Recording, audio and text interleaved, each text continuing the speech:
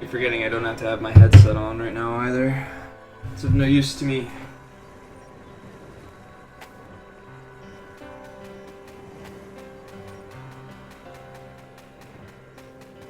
Something interesting I had to figure out about auto host is that even if I decide to unhost, that if I do not start streaming quickly enough, that my auto host takes control again. So that was interesting to figure out.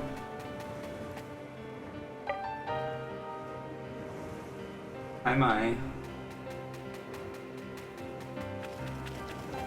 Thank you for the host.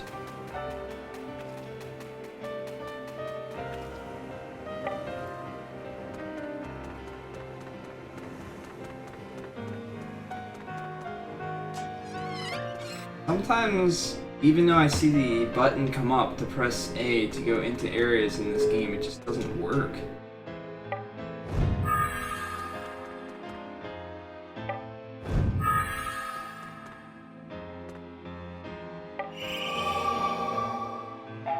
Always good.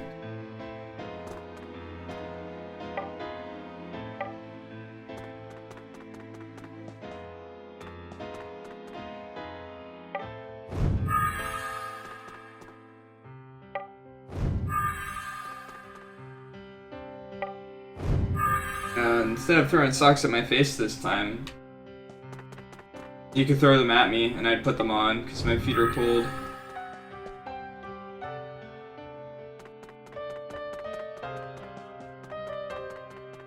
Although I feel we have a different size socks.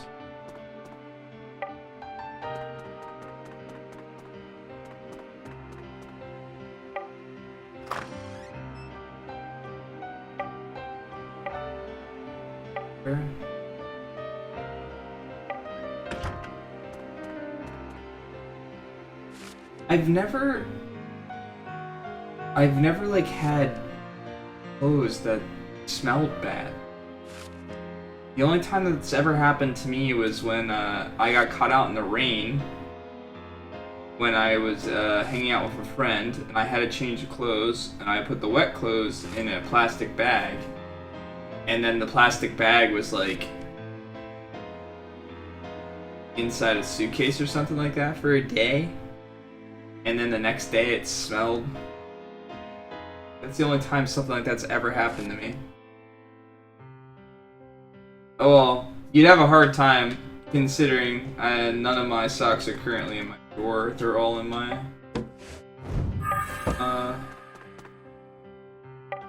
laundry basket.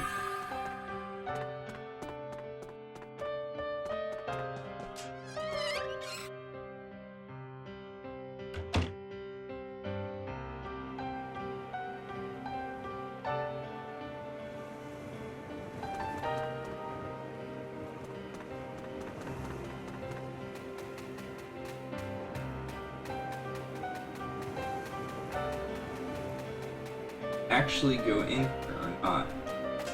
And see, I was mashing A around here and it wasn't working. Hey Roy, thanks for the host.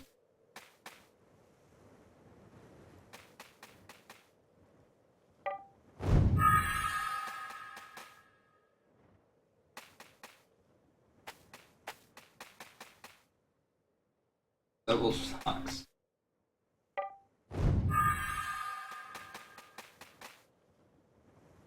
That's a lot of socks.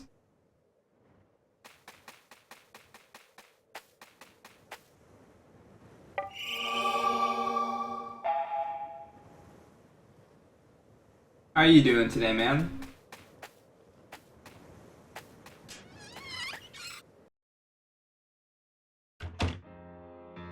Well, you'd probably have more socks if you stopped throwing them at people.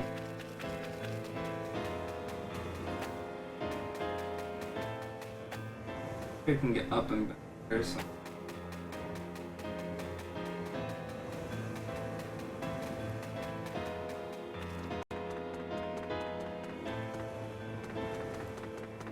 That way.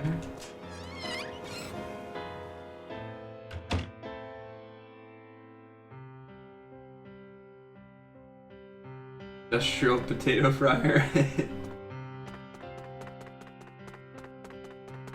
It's funny. Have you like ever? Has anybody ever driven by like a factory that makes bread or anything like that? And it's like one of the most delicious smells in the world. But when you're actually inside of it, it doesn't smell nearly as good.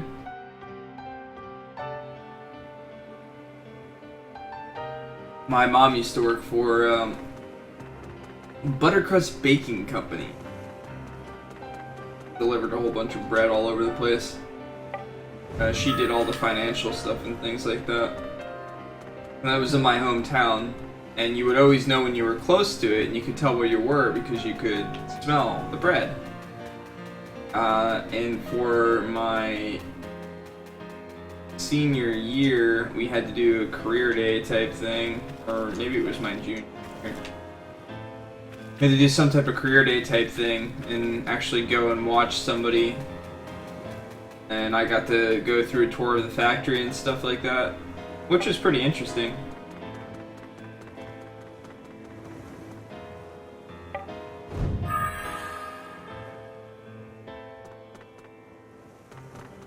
But on the inside, it's Burger King. I hate when that happens. You're outside, smells like Burger King, then you actually go inside of a Burger King, and you're kind of like,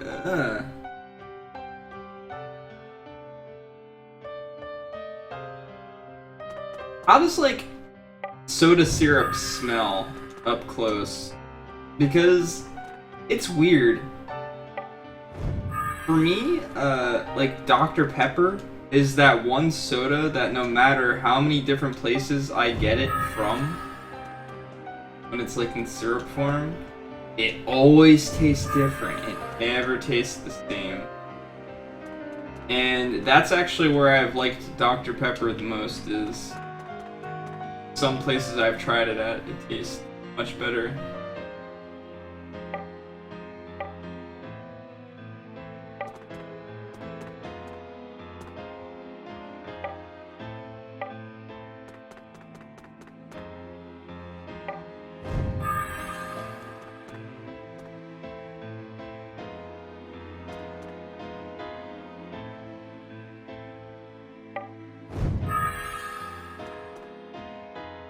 See, we couldn't actually buy bread at the factory, at all.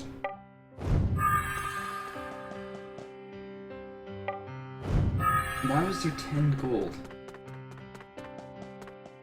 No sense.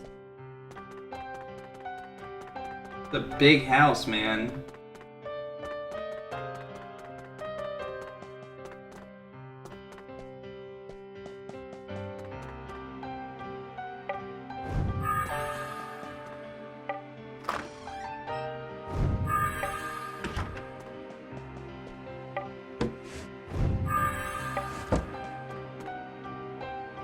No, if you just would have brought that with you, Jiro, we'd probably be having less trouble. So for me, I never, like, my house was more so out in the country, slightly out of the town that I went to college, went to school from.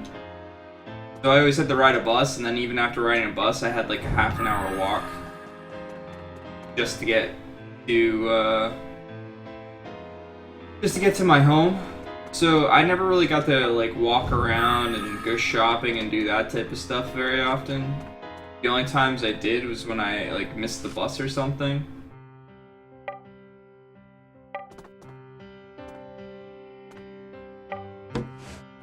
And there used to be an ice cream place right next to the bread factory, so I used to like go and get ice cream, sit down, and wait till my parents would get off work and stuff like that.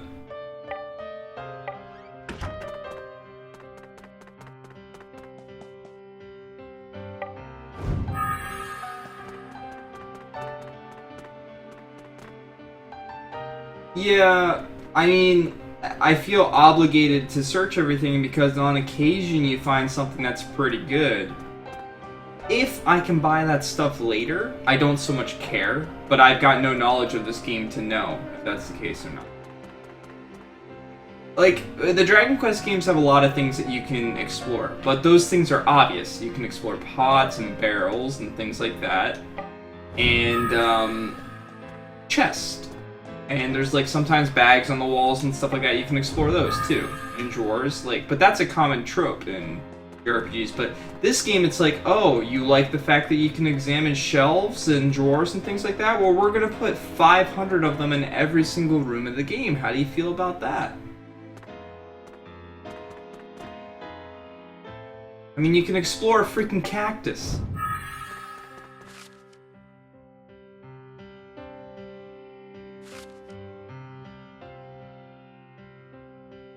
Yeah, this is definitely a little overkill. I actually was mashing A so much yesterday because of the random battles and searching everywhere that it started to kill my wrist. Last time I felt that pain was during my challenge runs with Final Fantasy. Well, that came out of nowhere. Sorry about that. Pretty sure that was...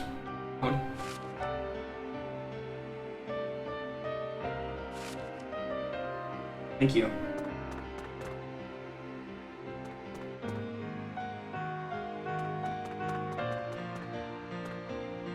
Have you been looking into potentially streaming at all? Or has there been any cool JRPGs or anything like that coming out that you'd like to stream? You really seem to enjoy Persona 5. You think there's any valid challenge runs for a game like that?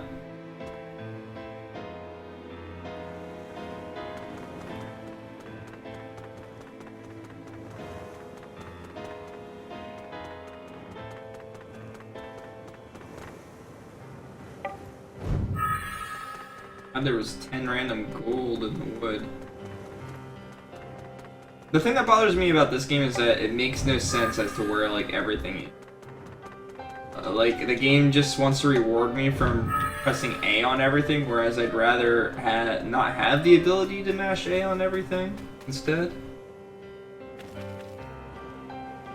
Yeah, that really comes down to just having the right persona, right? Throughout the game for particular bosses and areas.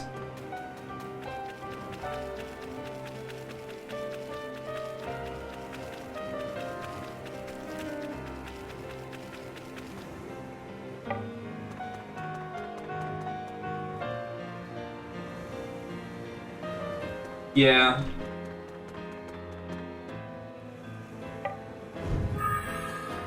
Have you ever tried one of the Persona games in the hardest difficulty? I went through Persona 4 on the hardest difficulty, and that game frustrated me.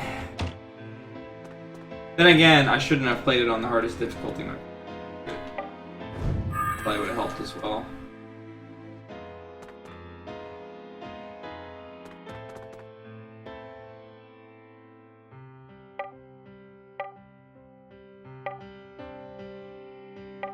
Wait, what was wrong with whose face there? Why is there poo on the ground? What the hell?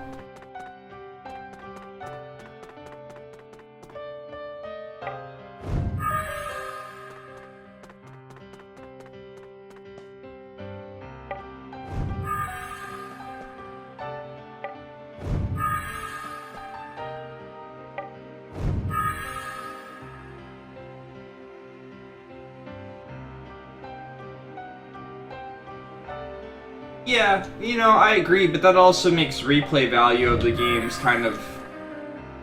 I don't know. The way I've always felt about RPGs and how I play through them is I tend to beat them, and I use like certain characters and...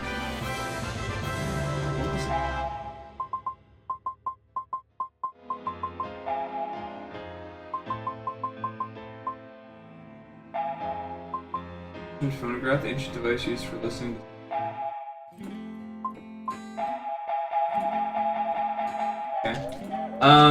I like to go through it a different way, my second time.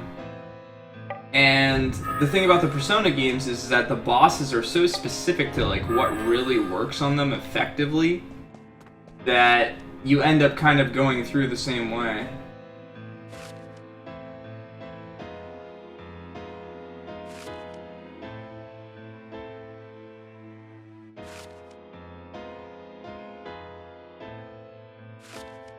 Aw, this is their parents' diary.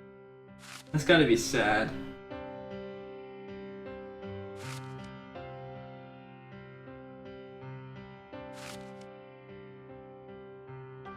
A diary from your dead parents talking about their daughter. Damn, that's up.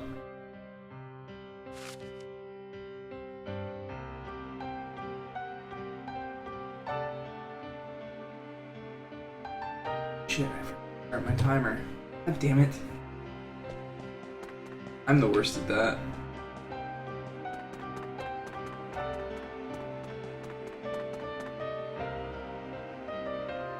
So, another thing I did not like about Persona 4 is that I barely went through, like, you know me, I hate grinding.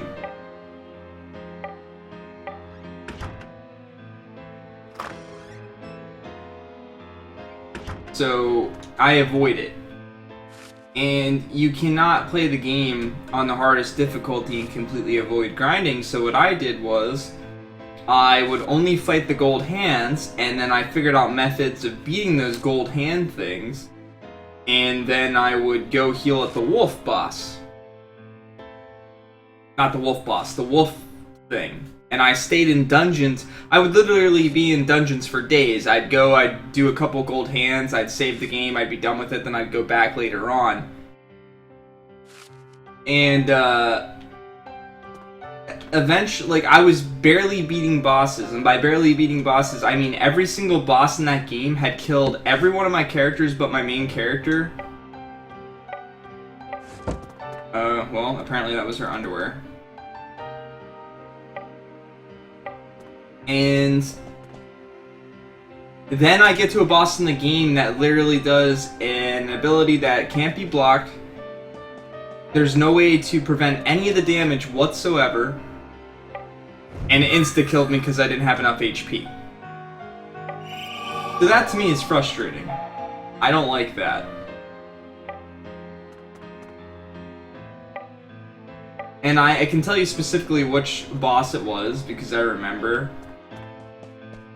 But then as soon as I got past that boss, I was able to beat the other bosses in the game. Just barely, without grinding. But I hate HP check bosses in RPGs. I just hate them. I do not see the point of them. I think that they're one of the stupidest things ever. If you're gonna kill me off, then kill me off. You know, but at least give me a shot. Don't prevent me from progressing because you feel I should be of like a higher level and stuff like that by throwing some boss at me that just destroys me instantaneously with one hit.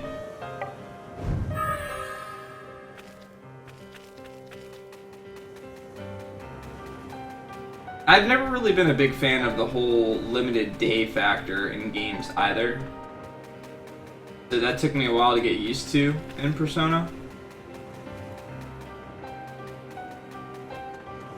But, what was it? One of the bosses I beat by using the repel items that I had to repel its magic back at it because I understood the phases of the boss and I knew that once I got to a certain point it was going to do like 3 major magic attacks. So I had like the reflect magic on my characters and that's how I beat him. By having him kill himself. Like, what felt cool about it is that I had, like, this crafty method of beating every single boss when I went through, and when it finally worked, it was just, like, the most satisfying feeling ever. And then I get to that boss in the game, and it's, like, literally insta-death because it does an AoE unblockable ability that does no element, it's a non-elemental damage that you can't prevent or block or anything else.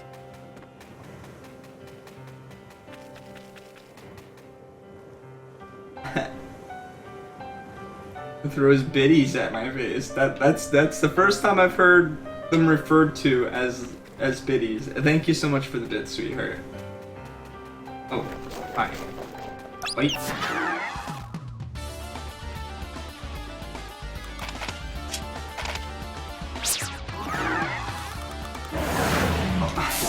I don't know how I feel about Repel Physical. I feel like Repel Physical is awesome in the sense that it exists. But the problem with it existing is the fact that it's so difficult to get. And unless you know what personas can get it, what levels they can get it, and things like that, it's so freaking hard to plan out getting it.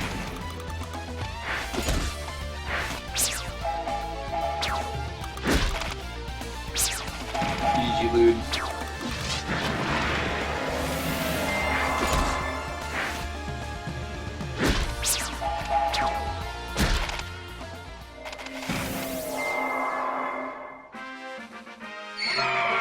Well, because almost every enemy in the game has some form of physical attack.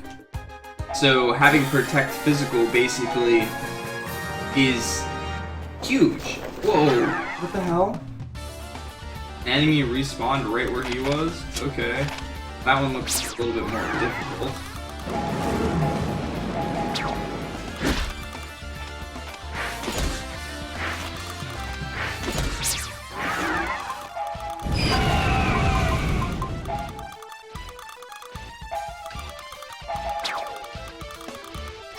Why is Jiro so slow? Oh, 100% Xenogears? I'm curious, how long does the 100% run of that game take?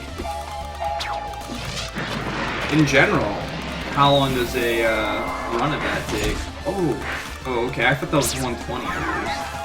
How you doing, Ajax? You excited for Xenogears? I'm sure we'll be there soon enough.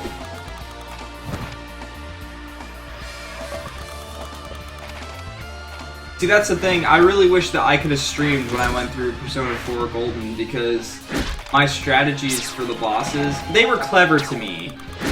Because, like I said, every single boss I refused to grind up until the end, when I had to. 26:37? Is that 26 hours and 37 minutes, or 26 minutes and 37 seconds? Whoa.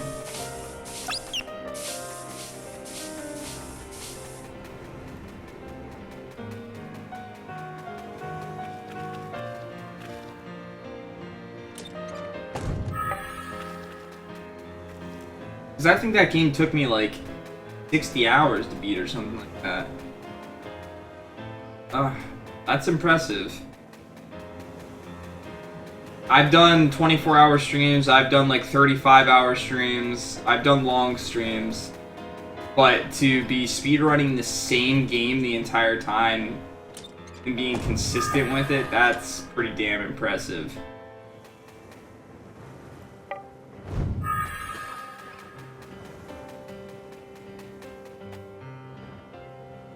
Xenogears is your favorite game? That's cool. I'm glad you picked your favorite game. Hey, what's up, Rio? How you doing today, man?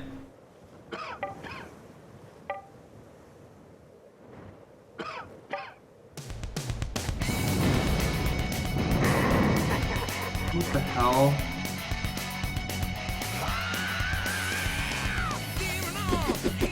This is what I get for talking to people. Endless summons.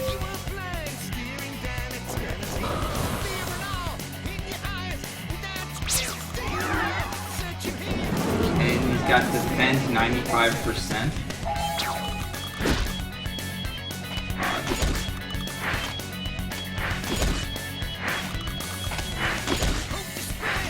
Well, I'm glad you got the win then, Ajax, and got to pick your favorite game.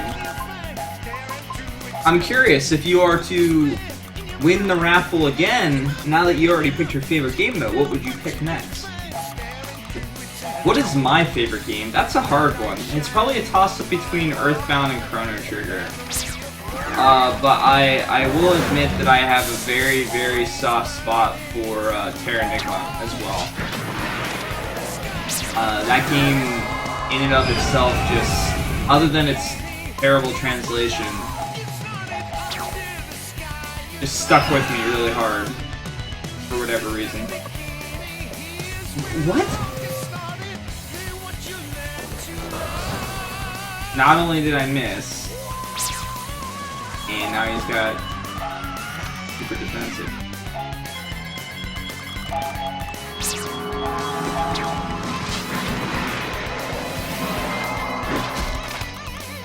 It's good to hear, Leo. Glad you're doing well. Here's our hit zero. Yeah.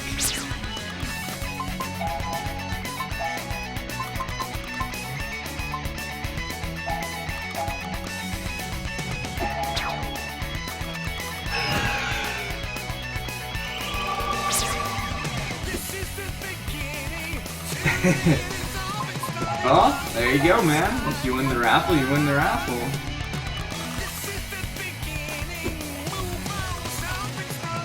Yeah, you know what? I've never. Vagrant Story is a game that we rented when we were borrowing a PlayStation. He's just stunned again? I hit him while he's stunned?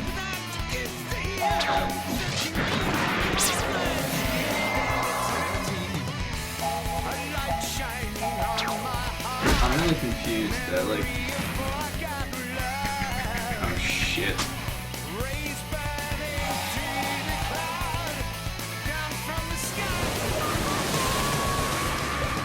Like a mini-boss or something?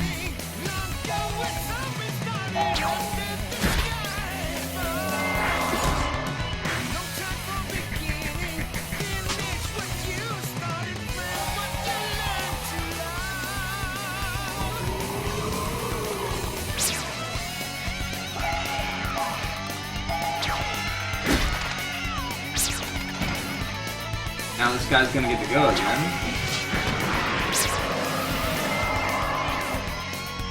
I'm just gonna get time.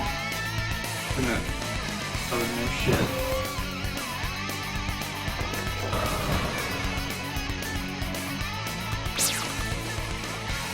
What's up, Coltor?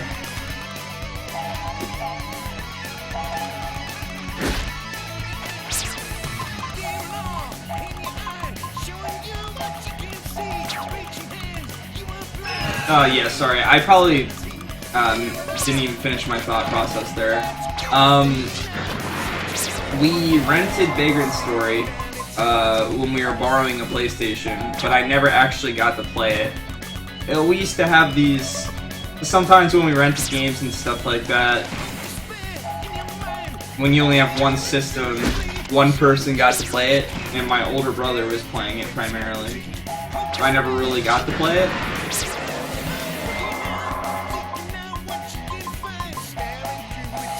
But I saw it, and I remember, like, I think I played maybe for 15 minutes, and I had no idea what was going on the entire time.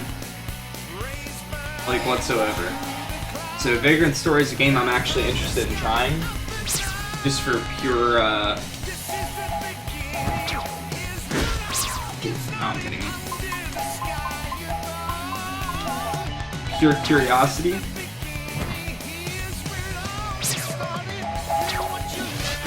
So Coltor, I was talking to BGG about the potential for coming out sometime in August or September.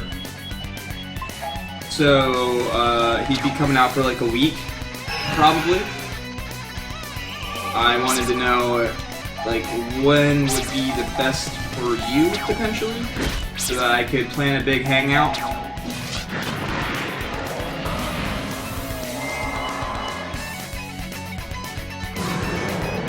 I know a lot of the music from those games, Rio. I've never actually played any of them, but I know them. Like I said, I know the music. I know lots of RPG music, even from RPGs I haven't played. You guys want to know what game I'm most interested in trying, though, for this series? It's a game called Alcahest. It's for the SNES. It never came here. It's more of an adventure-type RPG. But listen to the music in that game. Like, some of the final boss music and stuff like that as well. It's, like, epic and really upbeat, and it's really cool. And the game in of itself looks pretty cool. But we never got it here. That's a game that I am probably the most curious to try. Wedding September 30th. Other than that, I can't think of any other obligation. Alright. Well, I'll keep talking to BGG about it, and I'll get into contact with everyone else around my area, and talk to Travis and stuff like that. Mai should be here, so she'll be here. I want to see if I can get my cousin Nate here too, but that's going to be me spending a lot of money on plane tickets going forward, so...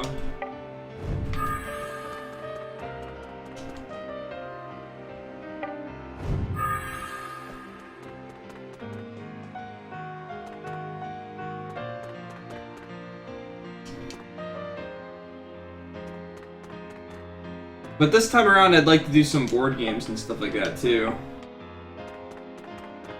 I mean, we did some board games some nights, but I just really have fun with board games in general. I don't need, like, the really extensive ones that, you know, you play the same one for hours and stuff like that before actually finishing it. I just like the ones that you can play for 15 minutes and then, you know, either re-roll or do something different. Like, you weren't here last time when my cousin Nate was here, right? You didn't actually get to meet him because you couldn't show up.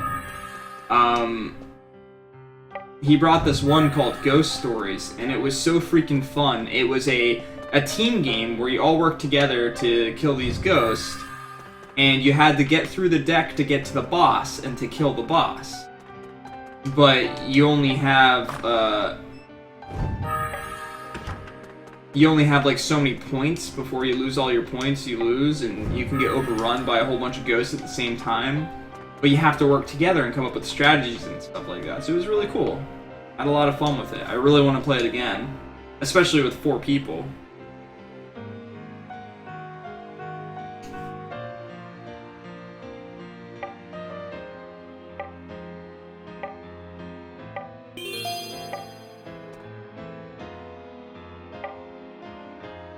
Ooh. First, let's stay at the inn.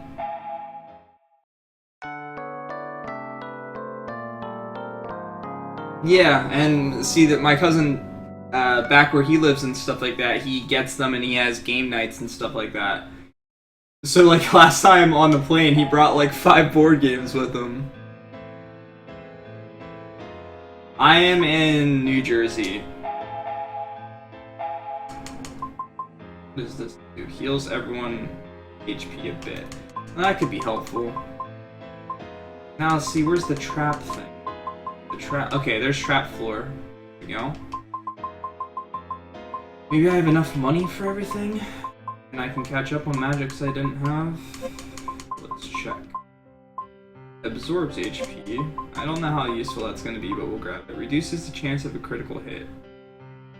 Okay. That probably is not useful for bosses anyway. Again, not useful for bosses. Increases HP recovery power. Defense against physical damage. Okay, that's just like a normal wall. That's cool. Alright, so we're caught up with magic now. Cool.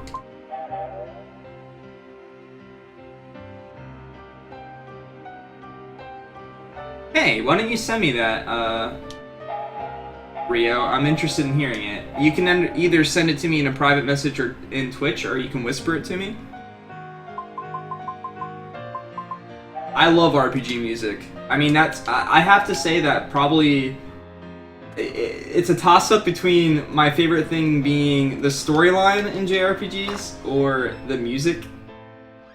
But believe it or not, the gameplay of a JRPG is the least important thing to me. As silly as that might seem, that's just the case for me. That's why, like, unless the battles get really long, drawn out, and take forever and get tiresome, I don't really mind battle mechanics in any game. But god, do I love me some JRPG music. Holy crap, do I love it.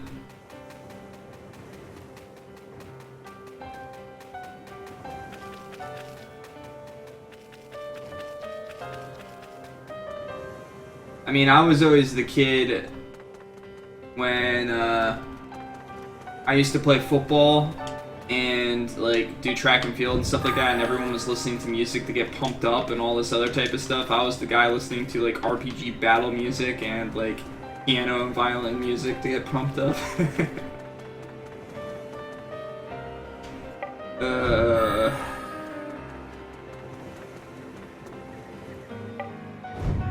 I remember,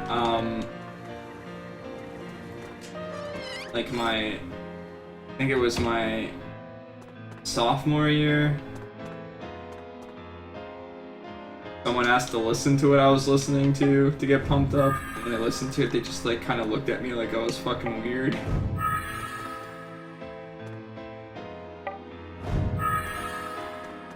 But it works for me.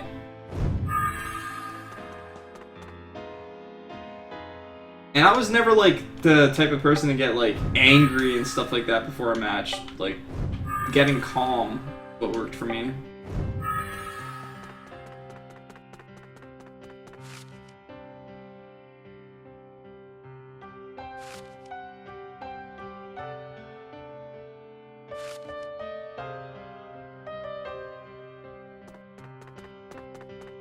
No, thank you for that, Rio. Appreciate that. I will let you know what I think. As I've told you, my favorite type of battle music is music that has its pickups where it gets like really, really epic, and then like its slowdowns and things like that. I'd have to say that some of my favorite battle themes of all time are ones that have a rendition of a song within the game in it. So I might not, if that particular battle theme does, I probably wouldn't be able to notice. Like Terranigma does that. The final boss theme of Terranigma has the main theme in it at the same time, and I love that shit. I love when that happens. Nothing feels more epic than hearing music that you've heard a bunch of times throughout the game, but like hearing it in such a like amazing way.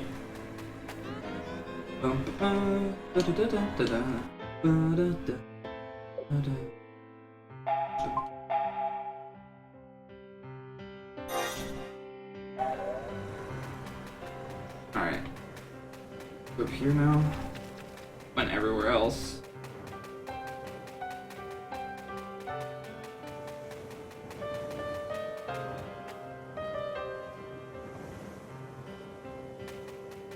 Oh man, Final Fantasy IX. Final Fantasy IX is a very close second for me for when it comes to my favorite Final Fantasy. I think I'm more nostalgic for Final Fantasy VI and what it did for me as a kid and how much I loved it then. And it just kind of sticks with me. But when I played Final Fantasy IX when I was older, that is the direction that I wished Final Fantasy continued to go. I loved how the characters still had like their own classes, that you couldn't just make every character the same. Like you couldn't make every character do magic. You couldn't make every character do high physical attacks and stuff like that. Like every character had their class and their unique perspective and what they brought to the table and unique abilities and things like that. I think a lot of people's gripe with 9 is that it takes forever to master skills, but that's because most people go into the game being like, I want to master every single skill in this game, and it takes forever. Well, you don't need every single skill in the game. You only need the skills that you want. Yeah. Did you actually get to see, you got to see him play Yoshi. Did you get to see him play any Final Fantasy IV? That was interesting too. He hates RPGs, by the way. Like, JRPGs are his least favorite games. But listening to TMR like humming the music from some of my favorite JRPGs is pretty awesome.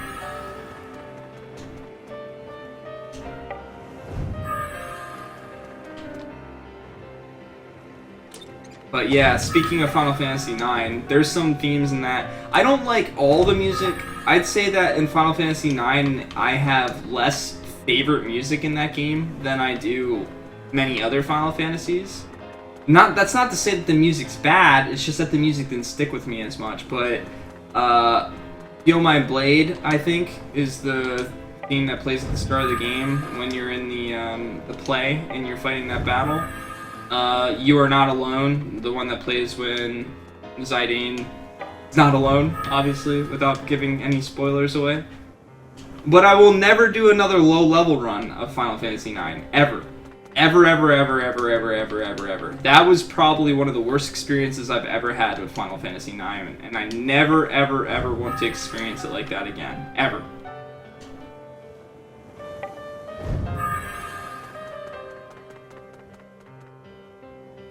Maybe I should go over to that area yet, and then we can say we checked everything. Or was I already over there? I think I was. I think I've been like everywhere up to this point.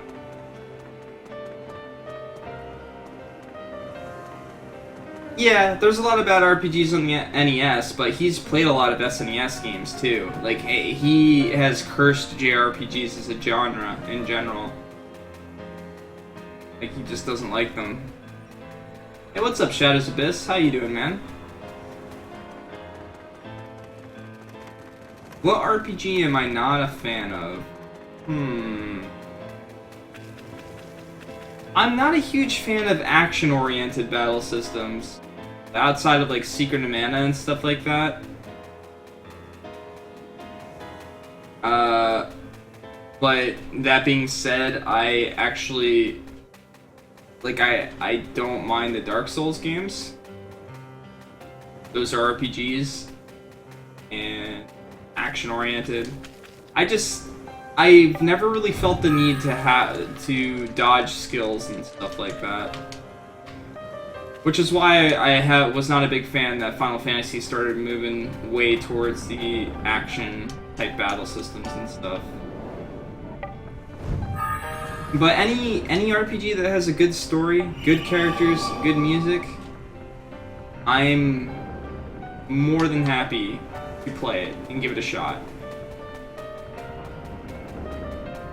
So I would say I'm not very picky. I would say I'm very picky when it comes to purchasing a JRPG, actually spending money on one.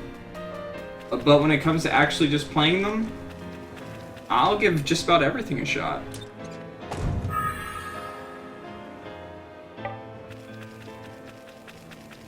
Hence, playing through every JRPG. I think a lot of it comes down to your attitude, though, with a game. Like, with Final Fantasy 15, I'm a little worried about playing it. I've seen very little of the game. The battle system doesn't really interest me at all. I'm a little worried that the story's going to take a back seat to character development, and it's only going to be character development. I was a little worried at the fact that they almost required you to watch a video first, get more storyline for the game as well. That's always a little worrisome when they can't have the entire story in the game itself.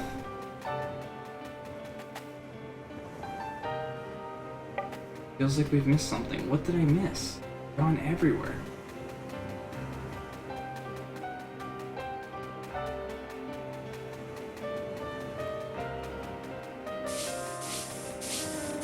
Where haven't I gone?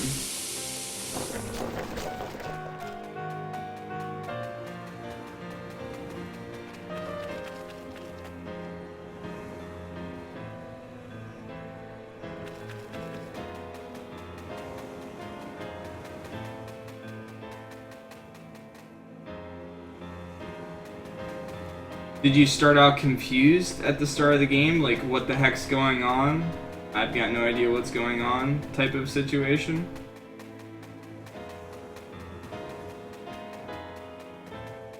Alright.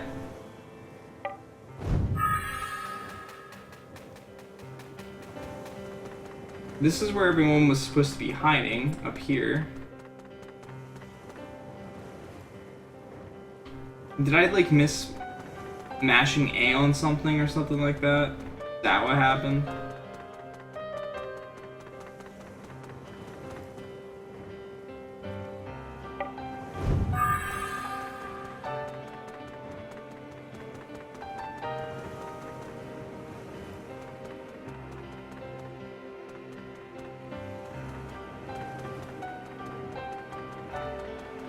Yeah, well, like I said, from what I've been told, if you watch the movie, that's not the case. It doesn't just throw it at you. You understand what's going on. and it makes more sense, and it makes you like it even more. But I don't like the fact that that was almost a prerequisite for playing the game. You know, my first interaction, if I got the movie and the game, that I would have just played the game first. Maybe that's just me.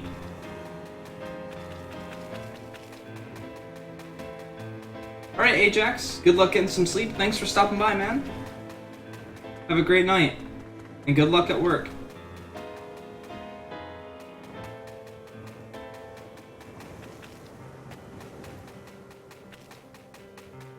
Can I get up? Let's say that that's the only way I haven't gone yet. There's a door.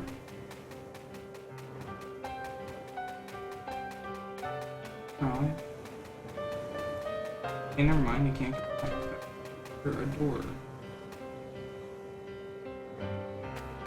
I went into everybody's house.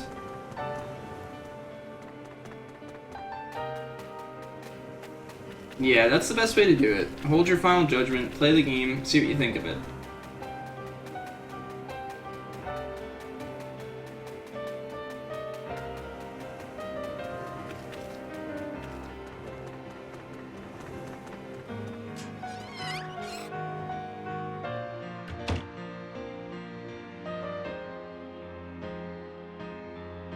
Yeah, and that's why, like I said, I always try to put storyline and character development together, because I feel like it's very important that the characters develop based on the story, not just, you know, the fact that they're together, spending time together. So,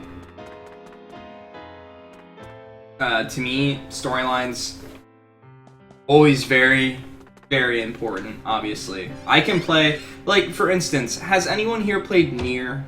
Game Nier came out for PS3 and Xbox 360, I think. I hated the combat in the game. I hated the combat in that game. Combat was terrible. Oh god, was it terrible. But the story was enough to keep me interested. And the thing about it is, there's only really 2 characters in that game that you have dialogue between a majority of the game. And you meet other characters along the way, sure. But for the most part, a majority of the time, you've got 2 characters that are being developed, and that's about it. And I still really enjoyed the game in that regard. It was crazy to me to not like the combat at all, and have so many aspects of the game that I just kind of meh about, but the story had me so interested and the characters had me so interested that I was like, I gotta keep playing this game. I gotta beat this. I gotta see what happens. I can't figure out what I'm missing.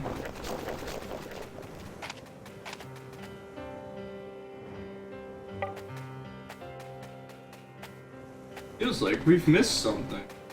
Yeah, you think so?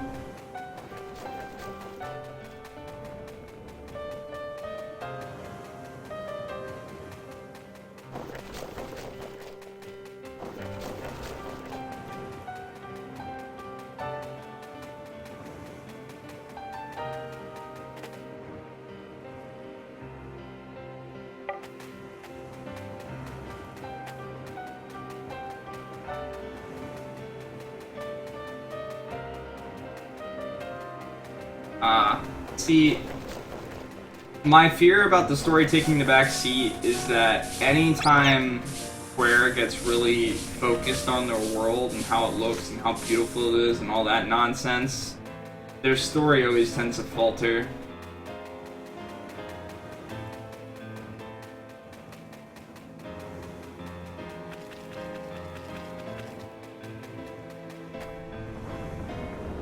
Where haven't I gone? This is just frustrating.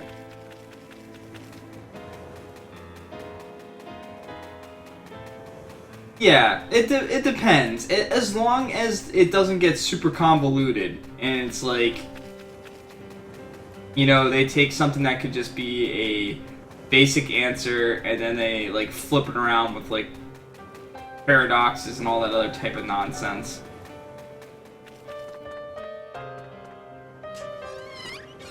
Well, I talked to him.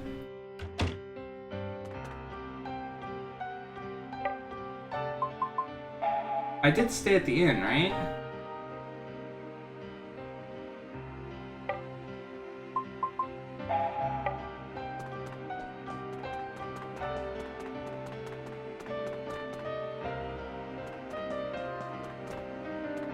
Hey, at least he's playing it.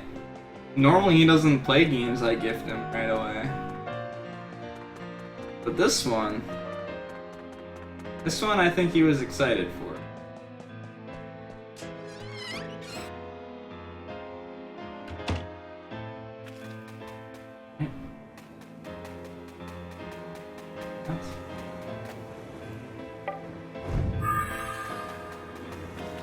Not good.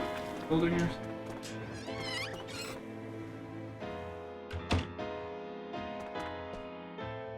Clean here.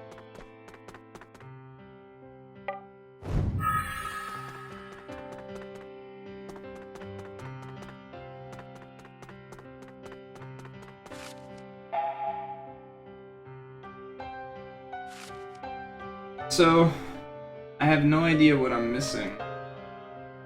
But it's probably something as simple as pressing A on something. Frustrating. Or I have to like walk to a certain area somewhere and then a cutscene triggers.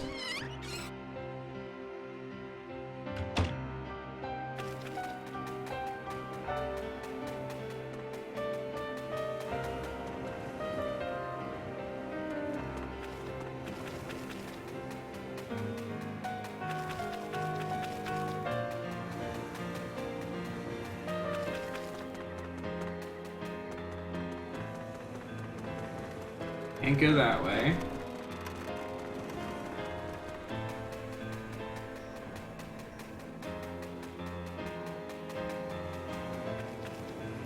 Really don't. But I'm supposed.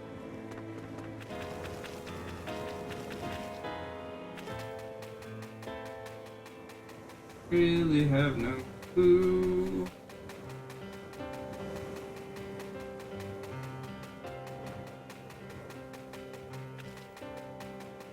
Playing for an hour and I've done nothing.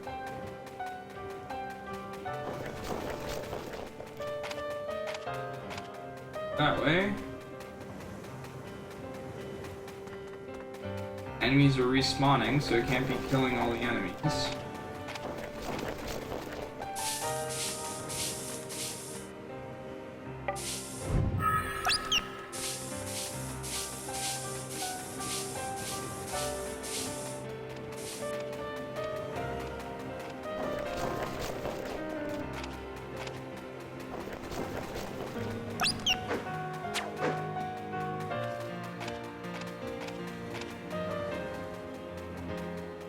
Probably some brown house that I missed somewhere that I have to go into. I like can't see that it exists.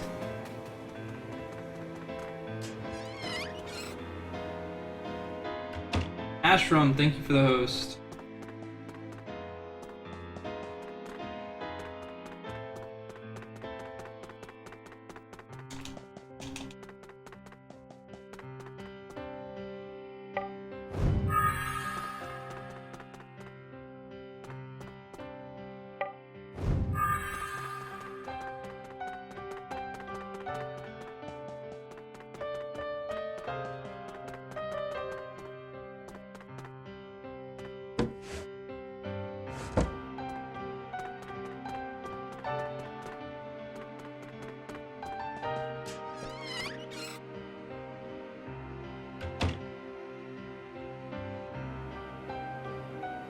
Yeah, that's always really cool.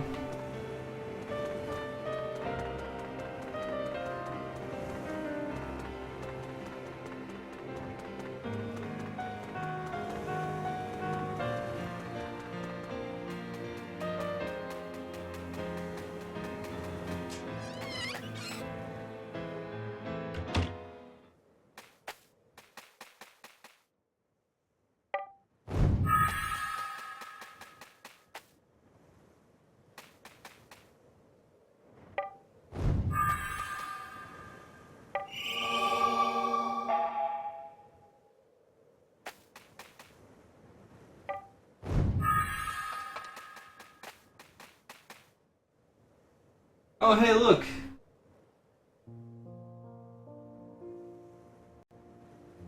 Shu, Jiro, Kluk, if you are reading this letter, know that we are all safe and sound. We have had to relocate because we can no longer live here. After taking you three away, the landshark returned to plague us for days without end, reducing our poor village to the state in which you now see it. In response, we have opted to move as a group to Gibral Castletown.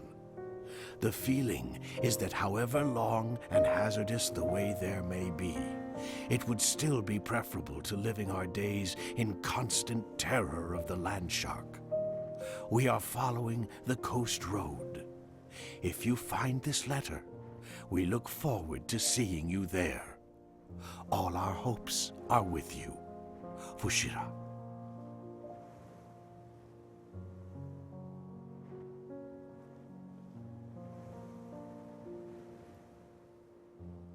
So I like how the characters knew that we missed something. Gibral. Morrow doesn't know. Is it far? It's about 3 days by the coast road. I'm just relieved to hear that everybody's okay. Not so fast. Maybe they're not okay. The whole village moved. That means small kids and babies too, right? Yeah, that's right. Landon and his wife just had a baby girl. She can't be more than a month old. 3 days might not be enough time. We gotta hurry! We gotta get going! He's right. We gotta go after them. What if something happens? Like a monster attacks them on the way there? Hold on. What for? Let's use the shortcut through the Valley of Murals. What? Are you serious? Yes. I don't think they'd want to go through the Valley of Murals. I think they would choose the coast road Well, instead. considering they said they followed the coast road. How come? Because the murals in that valley are alive. It's said they attack and eat anyone who passes by. Traveling peddlers say the same thing, though I've never seen it myself. Let's just go. We're wasting time talking about it.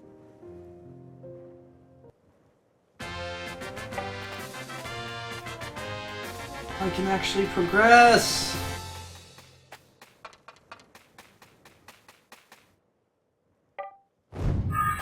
Yay for progression!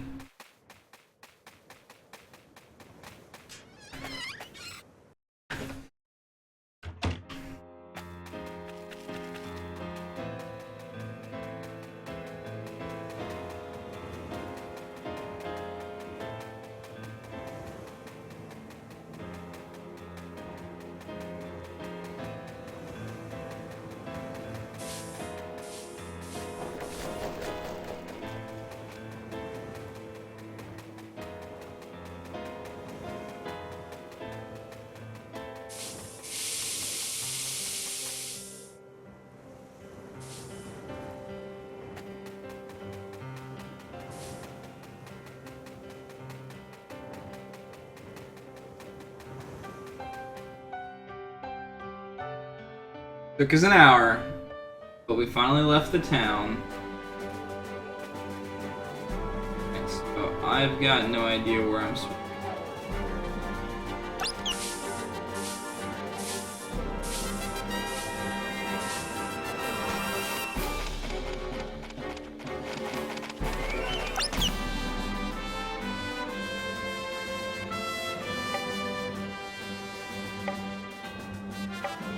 How was I not supposed to? That wasn't the Valley of the Murals!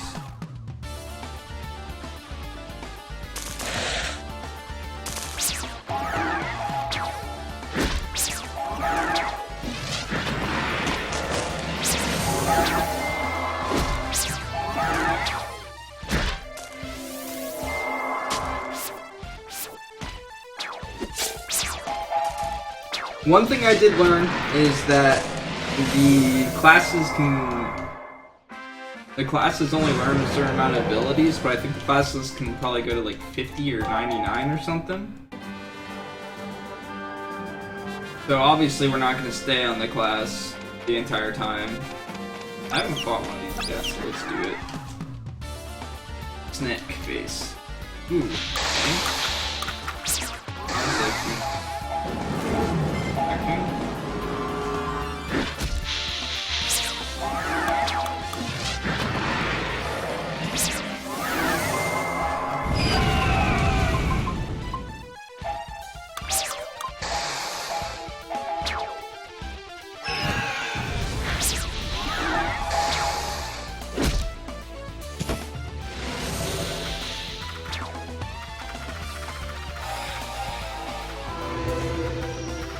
I'm gonna hit him with physical attacks. Hi, Snack. Let's do their attacks.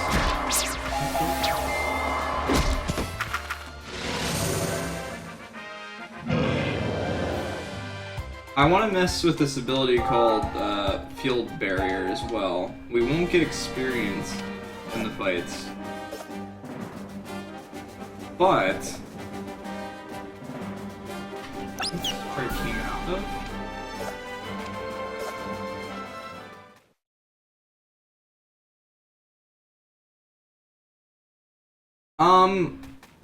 Kind of. Wow, incredible. Mostly just like I've heard stories. enemies These taking a really turn something. to kill other enemies, but that's about it. What do you mean alive? They're just drawings. There was a couple instances where I tried to. There was like 2 enemies that looked very similar.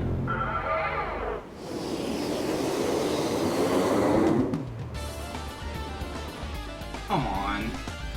Really? Hello, miracle thing.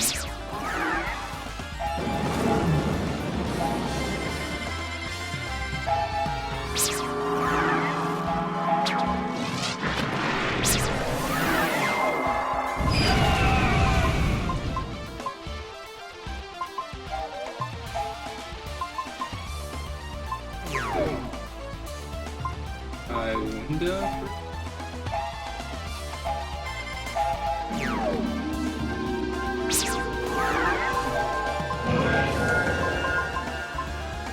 Round, see what it does.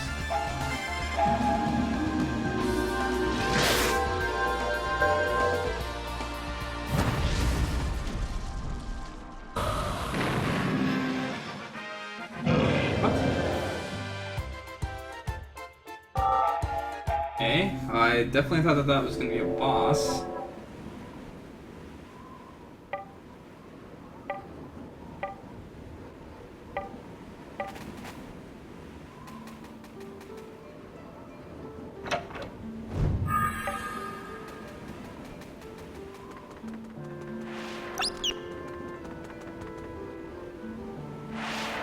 Oh, okay. Well, apparently there's flying enemies.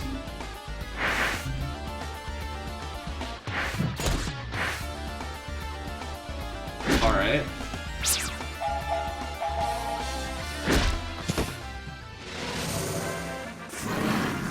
What is your question?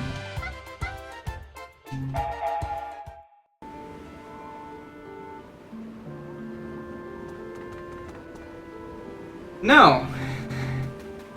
But I'm pretty sure you already knew the answer to that.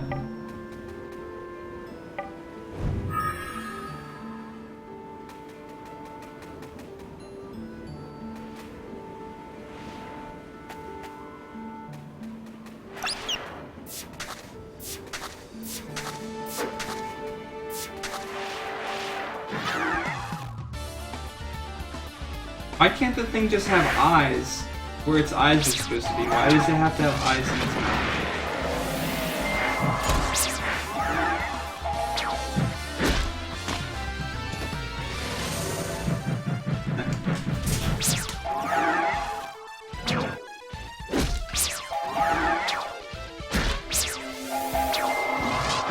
That's why I don't like quest-oriented RPGs as much as other ones, because ultimately even in storyline quests, when it's completely based on story. They're fetch quests, but there's story involved. But most of the time when you're playing quest-oriented systems where it's fetch quests, it's like it devolves to only being that.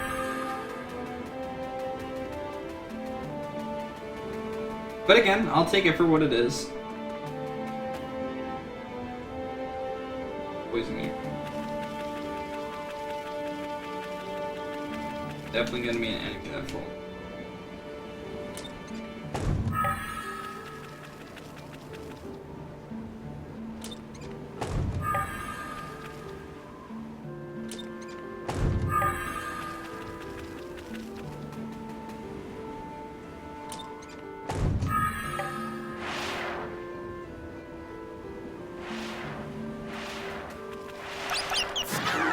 Could have fought both of these at the same time. Probably would have been quicker.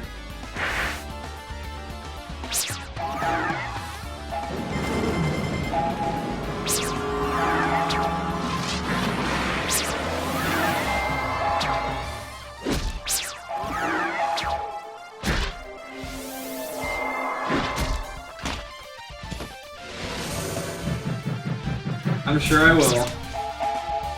Well, we'll see how long it takes until someone picks Final Fantasy 15. There could be a, by the time someone picks Final Fantasy 15, Final Fantasy 16 might be out. Who am I kidding? I'll be done with this RPG tour before Final Fantasy 16 comes out. What, 10, 15 years from now?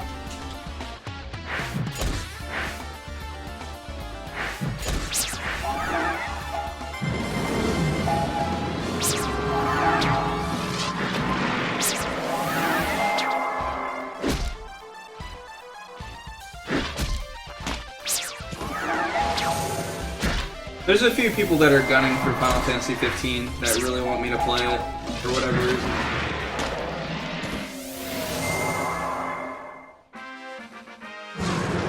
At this point in time, I don't expect much from the game, so I think all I can really do is exceed my expectations.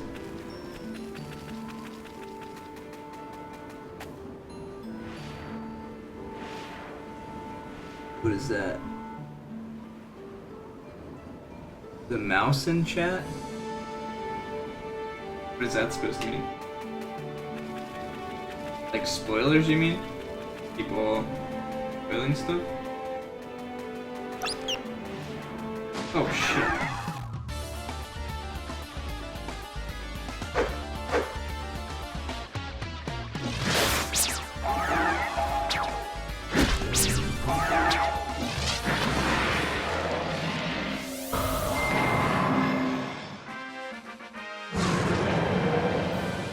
Mouse.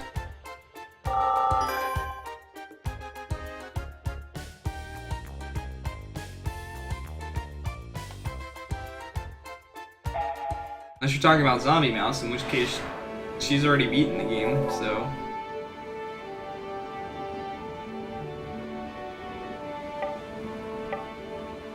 Oh.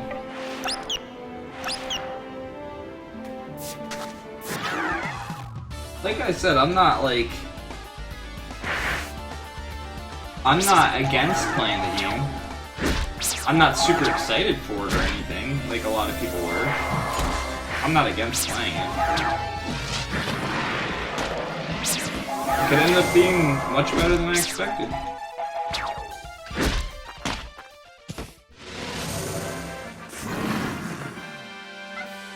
In my mind, there's a lot of games I'd like to play before it, but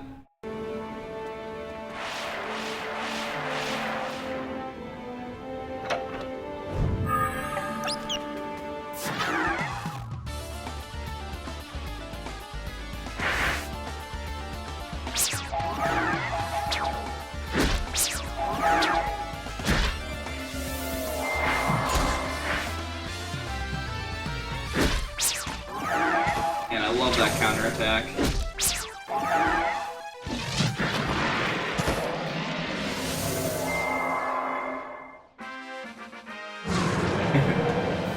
Yeah, she hasn't said anything about picking Final Fantasy 15 yet. There's other people.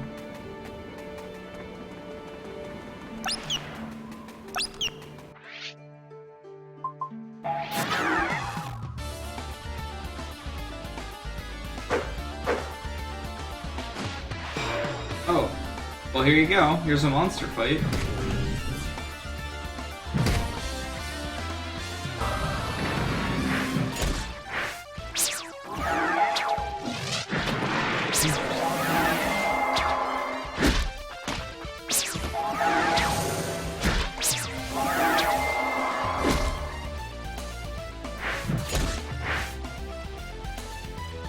McCurdy, thank you for the host.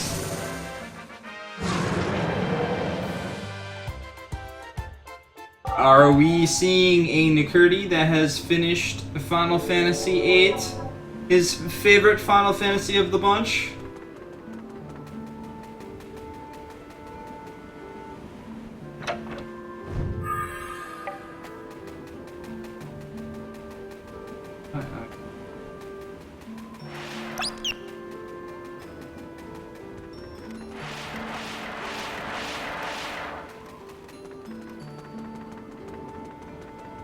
It means exactly that. Oh yeah! So, what did you think of the final boss fight? Seems you didn't have very much trouble with it. You had like the right combo of not being super overleveled, and also you grinded the shit out of drawing magic, so you're probably pretty OP at the end of the game. Like, the highest damage I was able to do on the final boss was, like, 800s, I think. Maybe 900s. But I was also spamming limit breaks, so doing decent damage overall.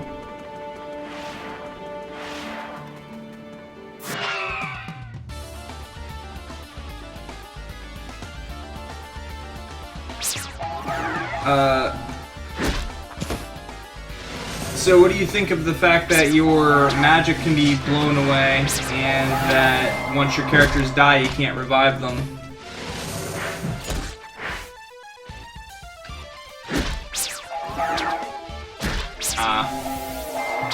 You're lucky you didn't have, like, your berserk or haste blown away. Or your magic that you actually use to, like, increase your HP or your stats to deal damage, you're lucky you didn't have any of that blown away.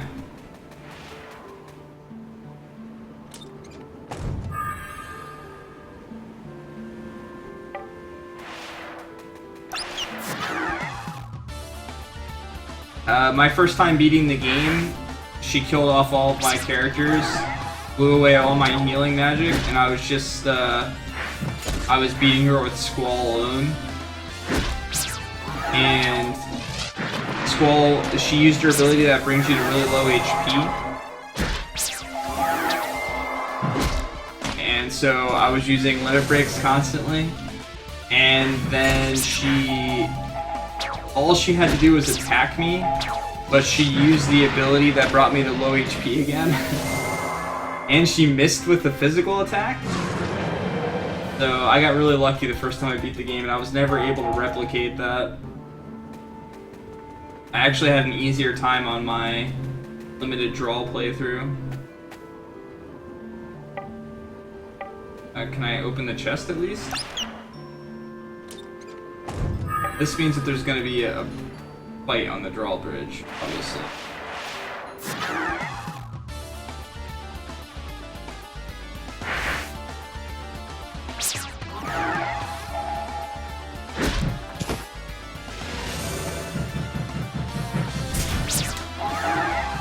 All of my luck? Xenoblade Chronicles? Nah, that was all skill, man. Pure ignorance skill. For those of you that do not know, my buddy McCurdy here, he is going through the Final Fantasy games that he has never beaten before. It's a challenge for himself to play the ones that he's calling his unwanted Final Fantasy games. He just beat 8, next would be 10.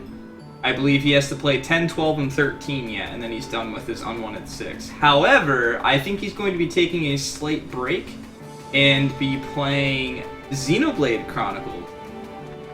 So if you guys were here and followed because you saw me playing Xenoblade Chronicles and you really love that game, I recommend you give him a follow because he will be playing it soon himself. And for those of you that are in love with the Hero Pawn, we'll get to actually see the Hero Pawn being played because I expect him. I wouldn't be surprised if he tried to solo the game of just the Hero Pawn. I'm kidding, he won't do that, but he will most definitely play that. So in general, if you are a fan of JRPGs, I highly recommend giving him a follow. Eyeball laser. That was decent damage.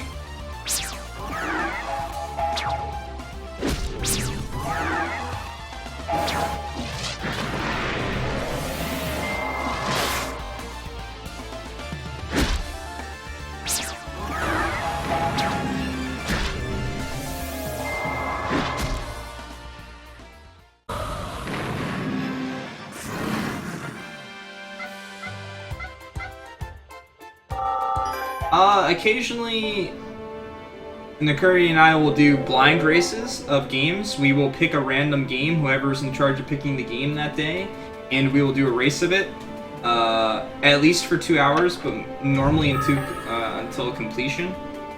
We've done random platformers, puzzle games, a whole bunch of different stuff, just for fun. Sometimes we have other people that join us on our random things. For a while, Nakuri and I were challenging each other. We had a list of all the games that we had faced each other in and beaten each other in. I'm pretty sure I was ahead at some point in time in that list. That's something I'd like to get back into doing, specifically on Sundays. But if you're talking about me in general, what I like to play outside of JRPGs, I like platformers. Anything that has a good story. So if there's like a decent first-person shooter with a good story, I'll play it.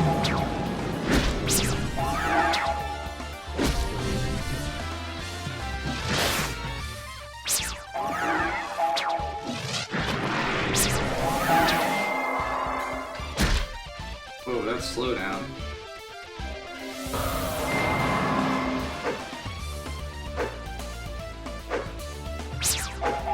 Yeah, Kolthor obviously picked the best games.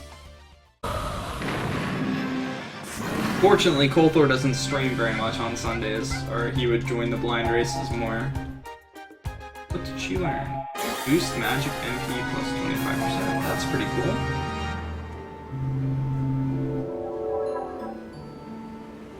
And to be fair, you picked just as many platformers as me, Mr. Let's Spam Zelda randos constantly.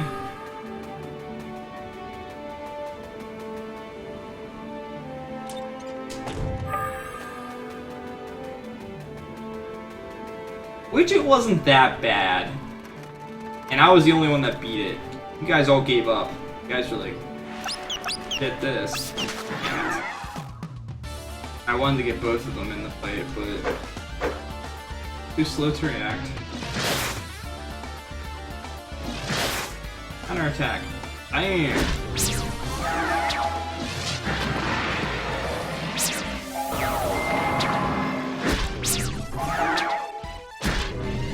We've had some really interesting games, like some pretty funny games, some really weird games, some really annoying games. How was Widget the worst? What was so bad about it? I don't understand what you hated about it so much.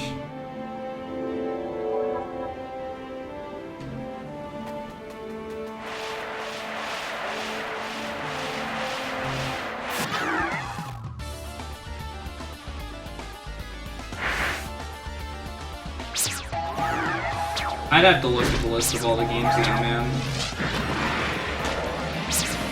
That one that we played...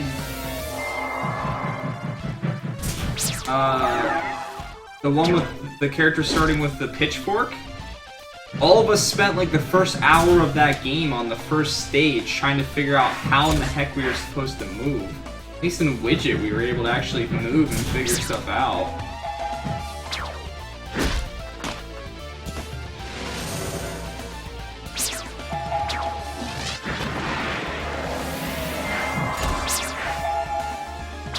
But that's something you might see around here. It's something I'd like to definitely get back into doing, because it's nice to take a break and just do like a small 2-hour random game talking with a bunch of people.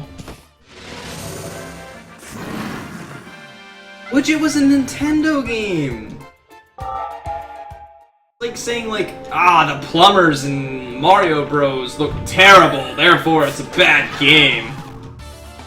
Presentation was terrible, there's just pipes everywhere, and these things called Goombas. I mean, what the hell is that?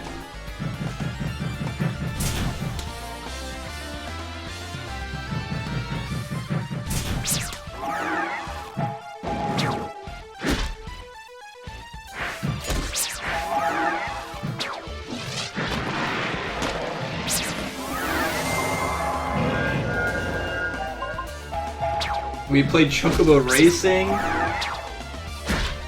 That was fun.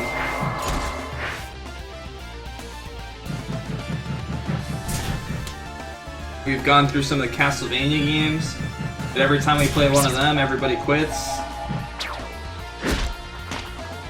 Literally, every time we play one of them, everybody quits.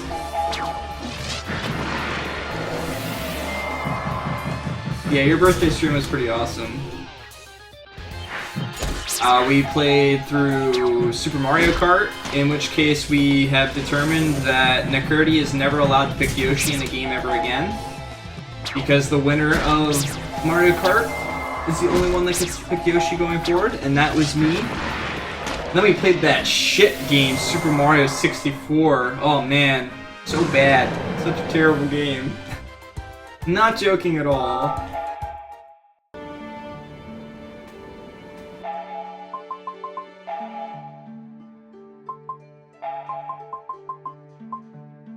Where's heal? Oh, there it is. At the top.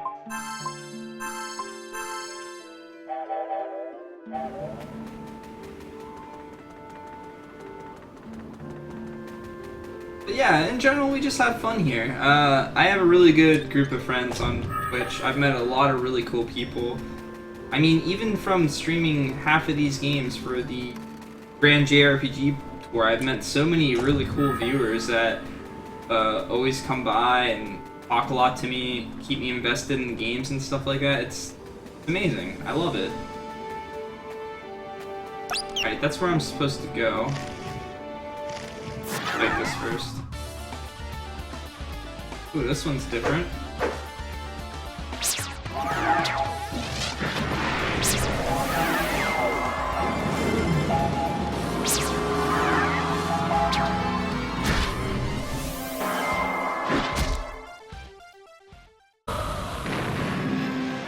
That's what I love about Twitch in general. Twitch is just... it's a community of people that I wish I got to meet so much sooner in my life. Like, it's crazy to me how many people you can find that love the same things you do and just enjoy talking about the same things you do. That would have blown my mind as a kid if you told me that there was going to be a singular place that you could go to share what you loved with people. And I guess you could call that the internet in general, but Twitch has just made it so much easier to meet people. Jeez.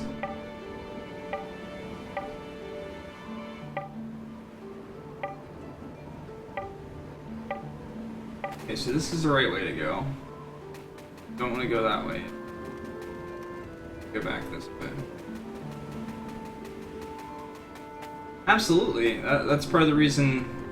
Get over there. I missed that. Oh, I didn't. Fully opened it. Back when I originally started watching speedruns and stuff like that, I was excited to potentially speedrun a game.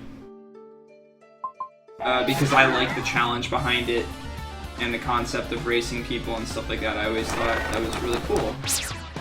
And I never thought anybody would want to watch me play a game casually. And to this day, sometimes I still question whether people really enjoy watching people play stuff casually. But I think if it's a game that people really enjoy, they're interested in watching someone play through it themselves,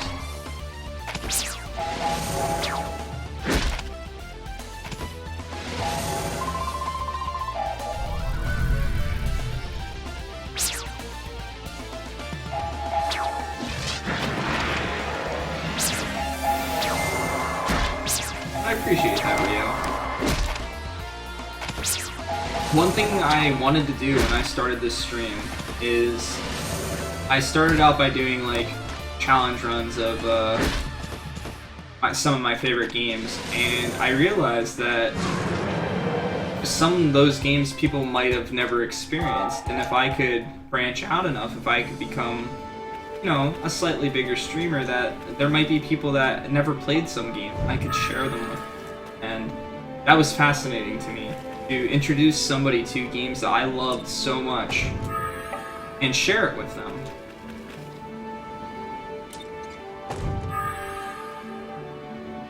Yeah, I mean, but I don't find myself... Let's Plays are kind of different. Let's Play, a person goes in with a vast knowledge of a game, and they have their planned talking points and where they're going to be in a particular episode and everything like that, so they kind of know where they're going to get, what they're going to do, and everything else.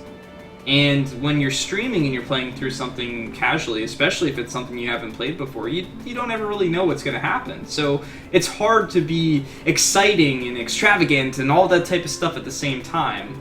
You know, you never... Am I going to be stuck grinding in an area for a while? How do I make that interesting? In a Let's Play, they'd probably cut that part off stream and just bring it back to when they're like 5 levels higher or something like that, you know? But you don't have that luxury when you're on stream. Yeah. What's up, Grimora?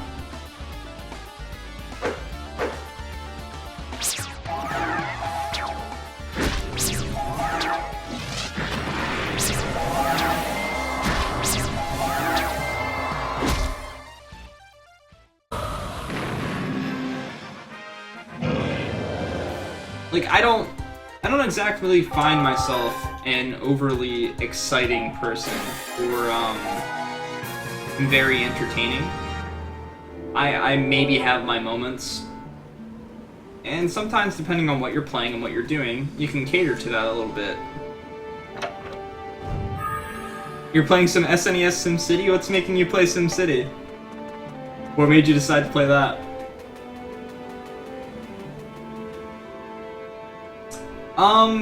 I'd say that Blue Dragon has a lot of Dragon Quest type aesthetics and things like that, and characteristics, so it kind of seems like something like that, but I think this was the first of it. First of its kind, per se. But I think there are some other Blue Dragon games. What is that now? What is that? A pungent poo snake. Ooh.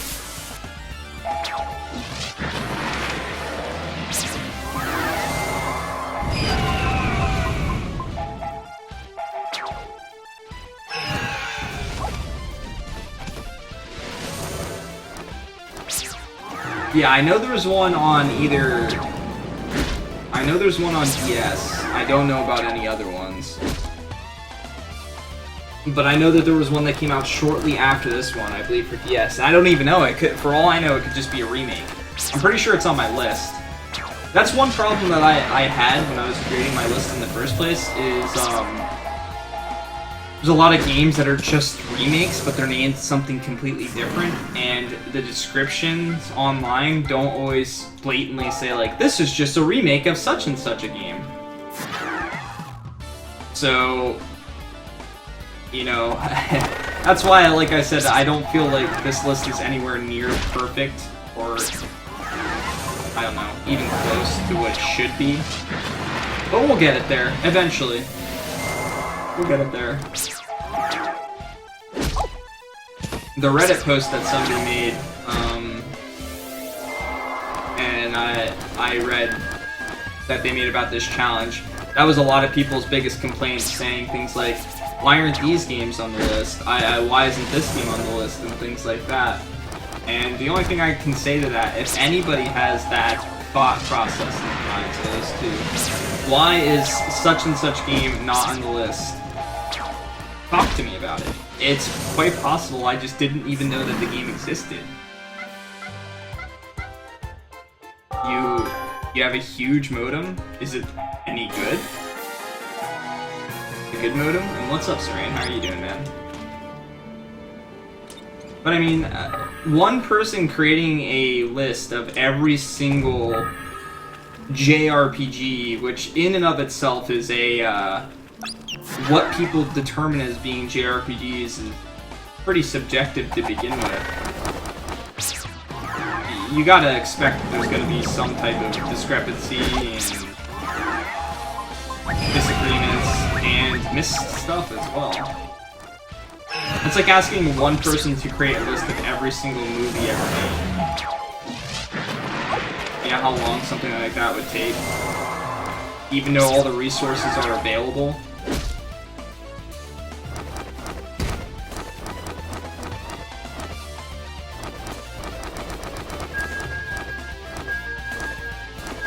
I haven't looked into new modems or anything like that for a while, but I'm actually going to finally take the leap of increasing my internet speed here, because the internet's been pretty good since we moved to the new apartment.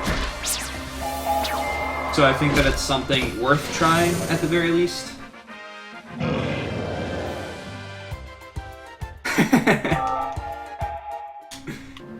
I've been considering actually getting my own modem again, rather than going with the companies that I use. Comcast, everyone knows. That's pretty much Comcast or Verizon or something like that. But now that my internet's been stable, I feel like I can invest a little bit of extra money to increase my speed. And I have a feeling that as soon as I try to increase my speed, that I'm actually gonna not get increased speed, and then I'm gonna have to get my own modem and set it up properly so I do. Fritzbox? I have no idea what that is.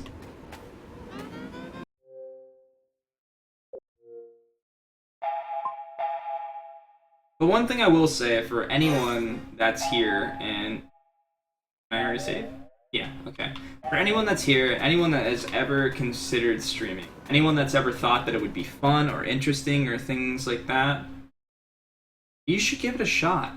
I think a lot of people's biggest worry is that they're worried they're not going to become big very quickly, or like who's going to watch them and things like that. But I mean, it's like anything.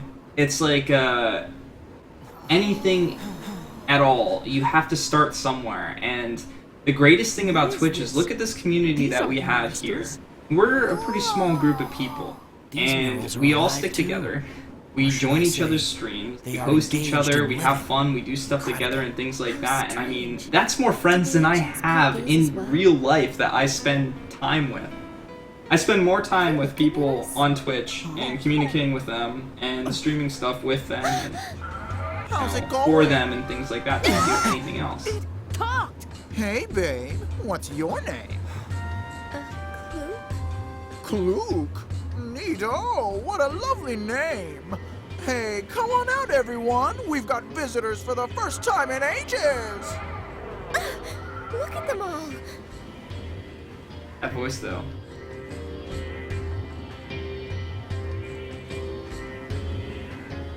See? This is what I mean. Rio, I had no idea. Not sorry about that. Oh. Hold on, my chat's not updating. Give me a moment.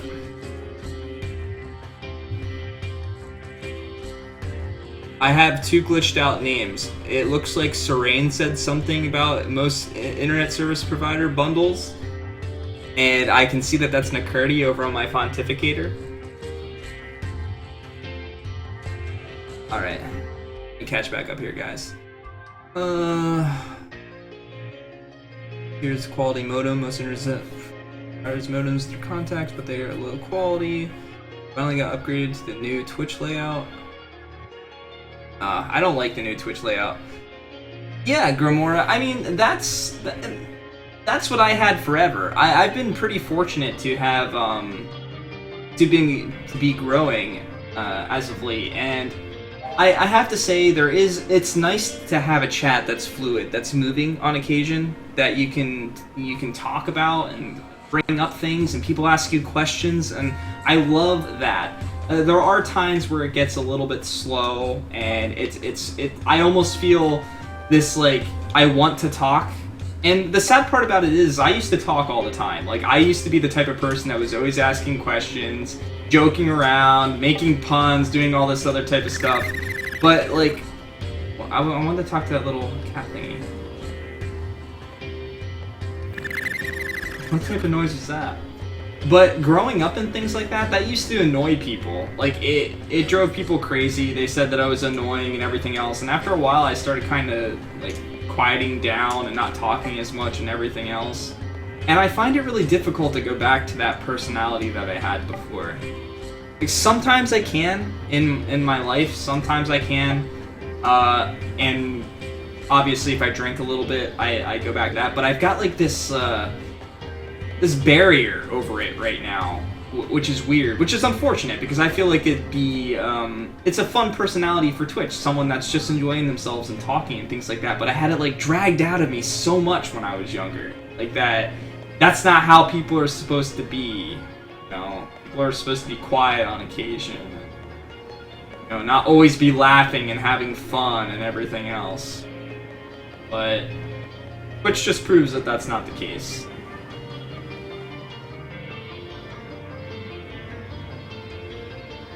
Well, okay, the first thing to look at, Rio, and sorry, Holden, how you doing, man? You actually get to see me play the game that you picked. You excited? This is all you, man. This was your pick. There's your name down there at the bottom. You see that? But, Rio, sorry. What game would you think about wanting to stream? Obviously, you have a love for Xenoblade Chronicles, correct? What other stuff would you like to stream? Because the best way to think about it is, before you start investing any money on your stream and actually putting money into it and stuff like that, kind of come up with what it is that you would like to do.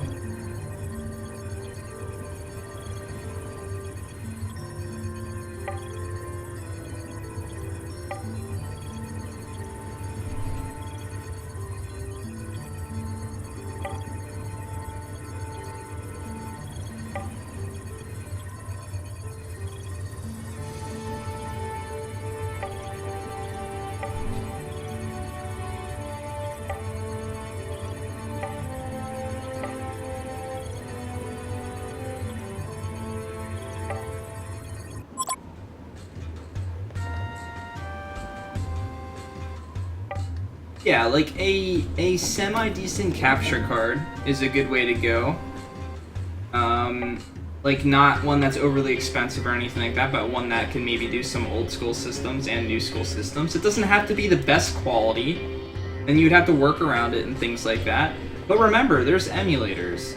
There's always emulators, and there's so many games that you can emulate. And you don't even need a webcam. For a long time, I actually considered taking my webcam off stream, because to be honest, having a webcam on me kind of makes me feel a little anxious sometimes. I feel a lot better with it off. But I feel like with this challenge, and if I ever were to put this stuff on YouTube and stuff like that, it's just an aesthetic it's nice to have. It's not necessary, but I think that it's nice to have, to see like reactions and things like that to some things, because there's been some really weird things that have happened in some of these.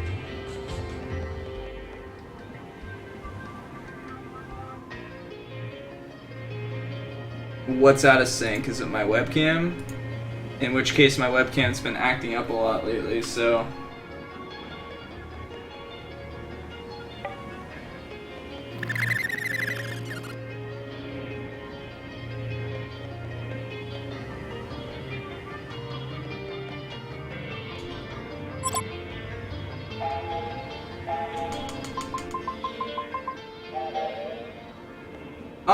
I'm interested in it.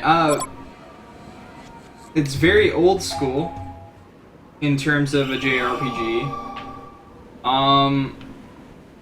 The story I find pretty interesting so far. I really want to see where it's going.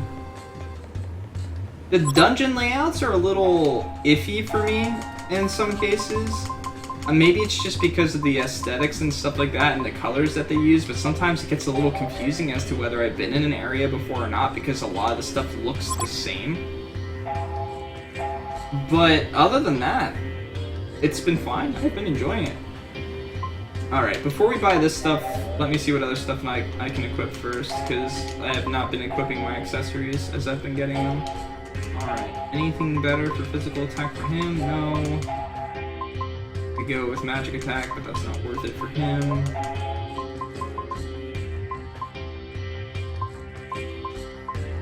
I'd rather him go with ability, HP for him. Drop a little bit of defense faster. I think that him. You, I'm not worried about your attack first of all. See what she has.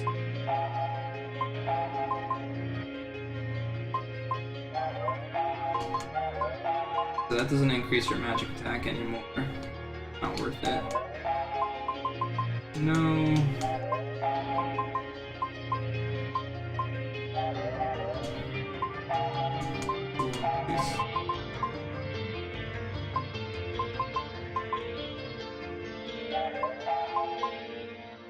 He's got slightly less HP, but that's significantly higher magic attack. That'll work.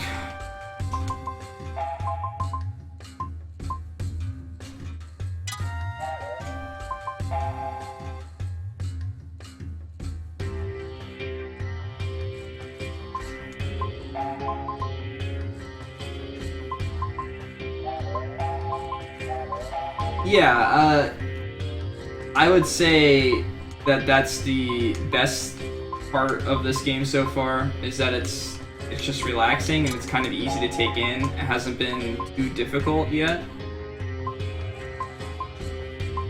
You don't really... Okay, now let's see what accessories I can buy. Or actually fit.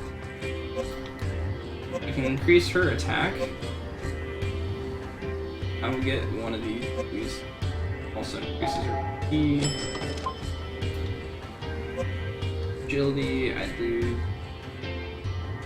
I hope that's not worth it. No.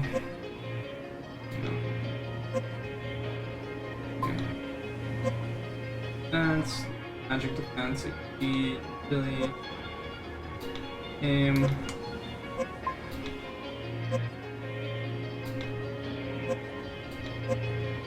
The extra MP's nice and all, but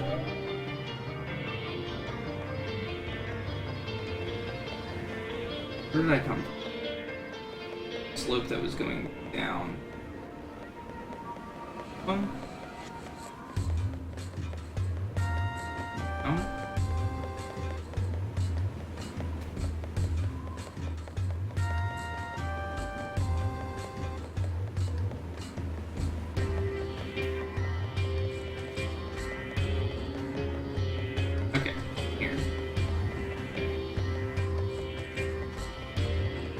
Doors are there too? The right for it. More than likely this will be the correct way to go.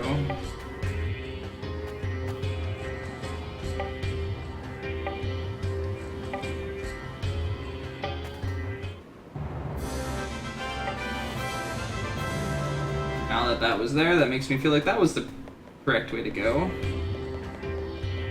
Go this way first. Hey PBR gamer, how are you doing?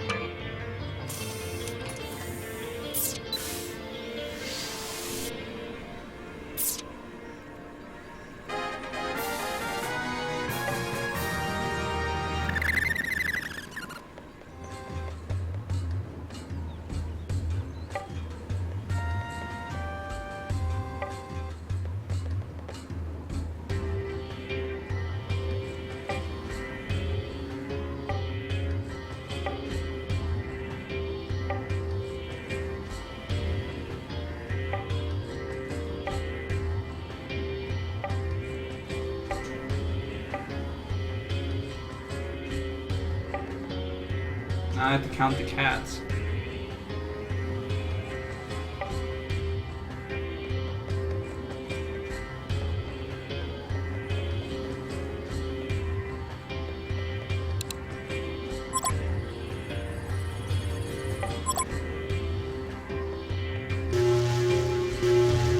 These still confuse me. I've still not found any way to get any. So we won't count that cat yet. Go back and count all the cats in the areas first.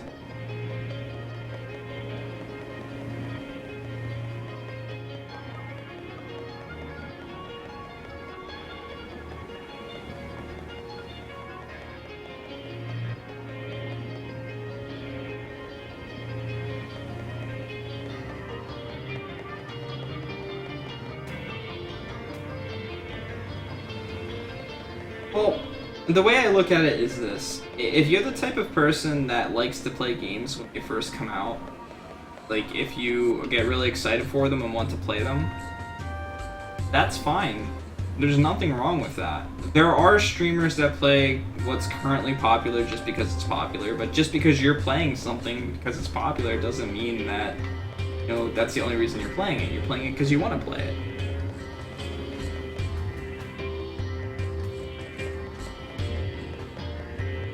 Well, all he has to do is win the raffle again, and he can pick another game. What cat's in this room? So far, one cat. Technically, but we'll say one.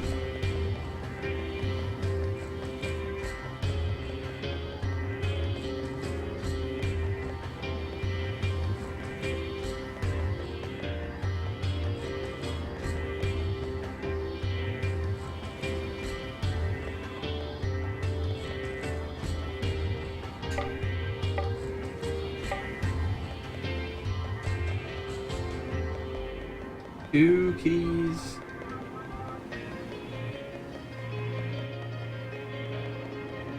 Let's go this way, see if I see a cat over here.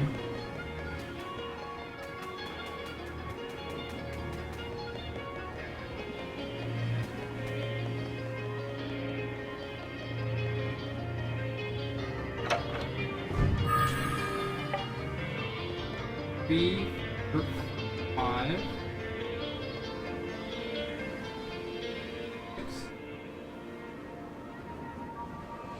Six kitties, so.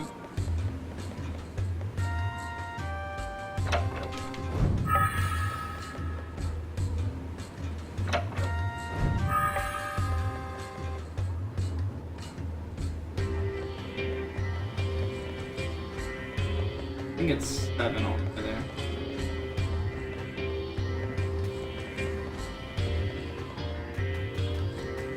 Indeed, it's a pretty cool game so far.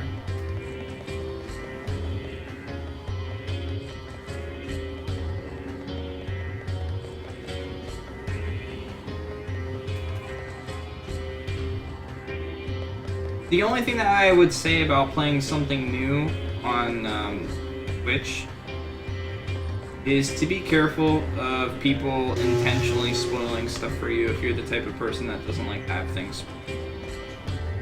Unfortunately, as great of communities as there is out there, do I actually have to talk to them? Oh, there's that.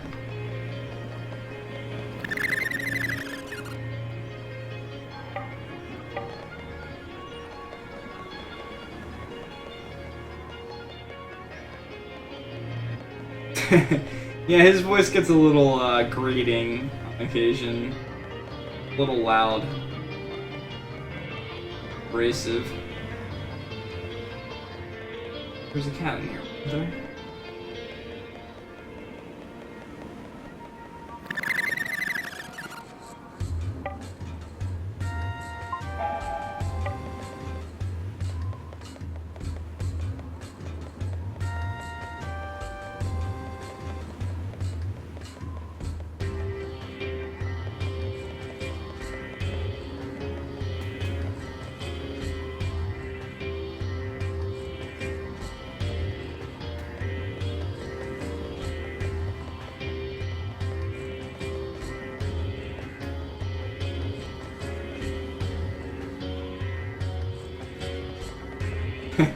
Oh yeah, I had the friends that were all about achievements and stuff like that.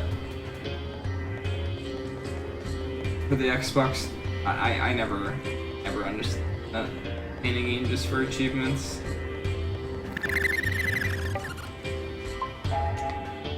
We...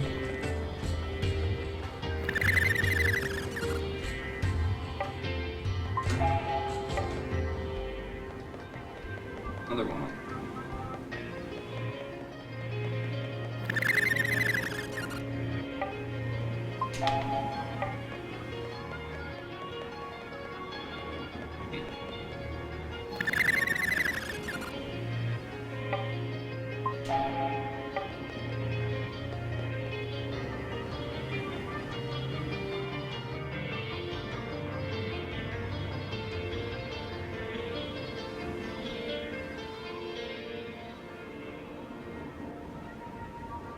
One, two, three.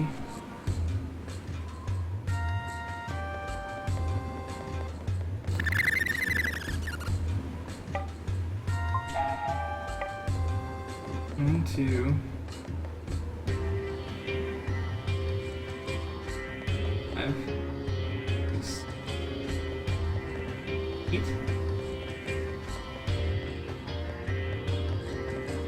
The only one I didn't get is back in. No, there's 9.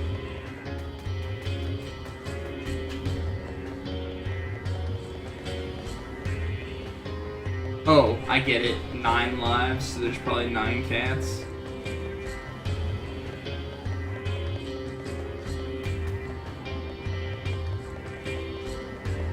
Lost Odyssey is actually a game I'm pretty excited to play. Music in the game was really good. I just never played it.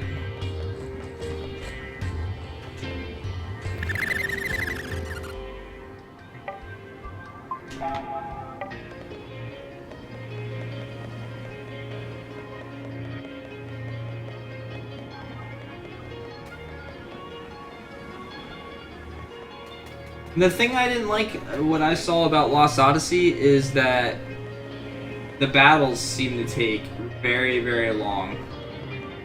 And I can see how after a while that could get a little frustrating, especially if there's a lot of them.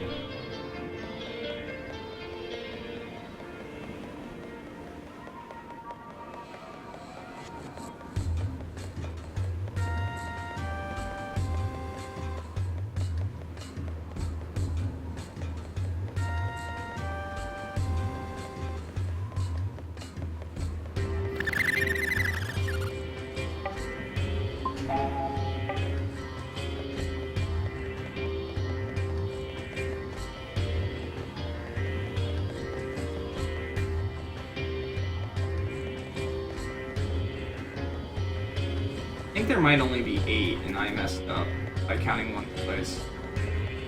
But let's try.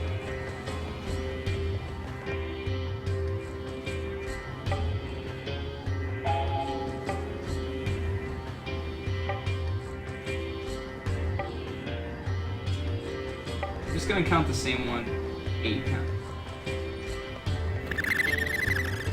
If that works.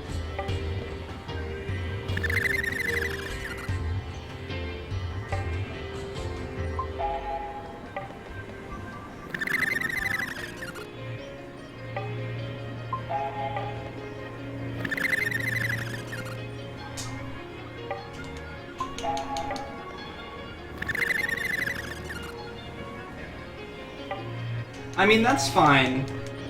I'm okay with curved difficulty and having to figure out ways around it.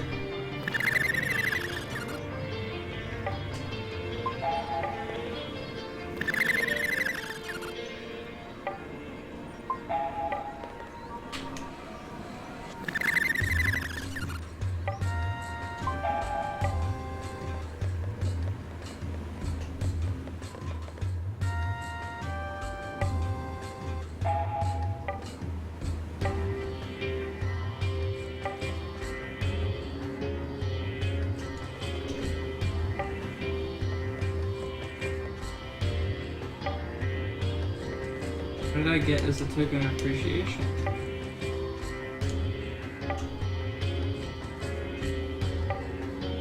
I did not see what the item was. Well.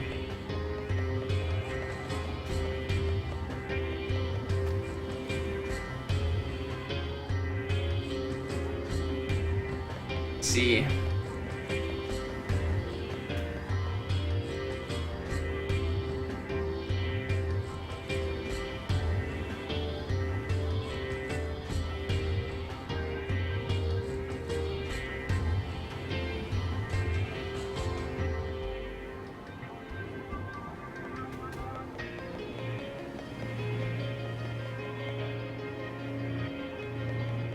I've invested a decent amount of money in my stream, and what I did is I also got stuff that I felt would be pretty good for other things, like playing games with friends and stuff like that.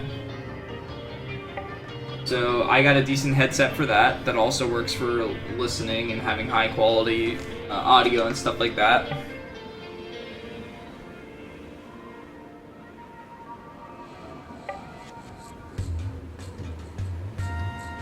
Yeah, like I said, I don't recommend going full-blown into it. If you're going to just give something a shot and see if you have fun with it. More often than not, it ends up being a hobby over anything else. That's definitely what it is for me. If it ever becomes something more than that, that'd be awesome. But for now, it's just a great way for me to spend some extra time, and it actually, you know, makes me feel a little bit better to just stream for the day. You know, it's relaxing. It's nice.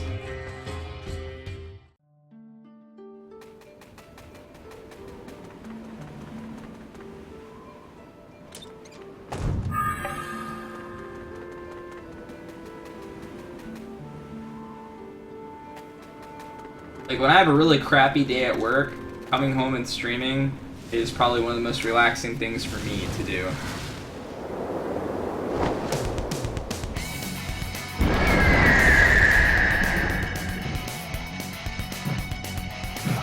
It's also helped me to, like, branch out a little bit more, too.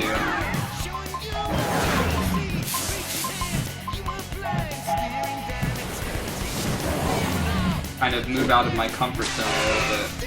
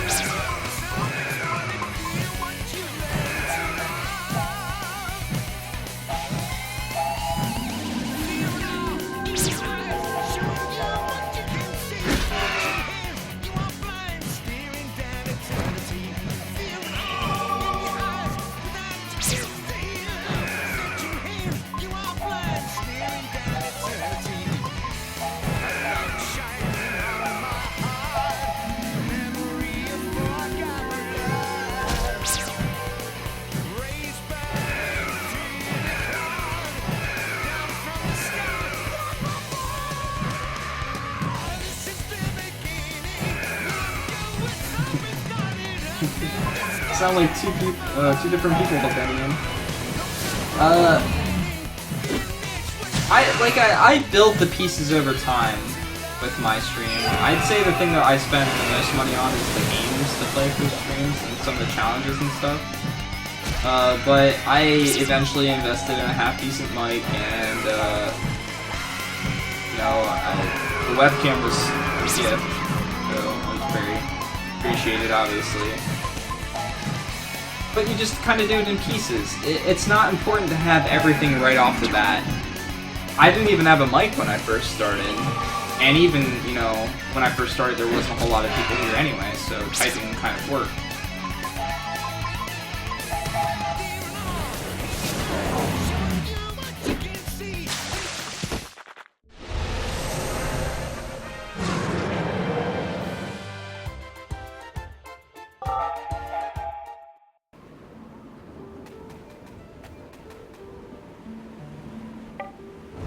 It's very easy to get into a rush of wanting to constantly better your stream and invest money into it and increase the quality and everything else, but when it comes down to it, the best thing to increase the quality of your stream is to be having fun with what you're doing, playing games that you're enjoying, and just having fun with it. Oh, great.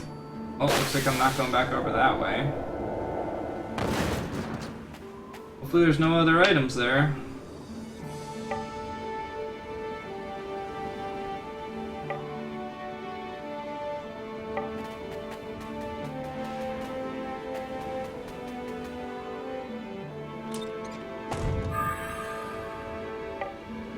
Oh, hi. Yeah, my only complaint with it, Holden, is that there's not a very diverse use of color in this game.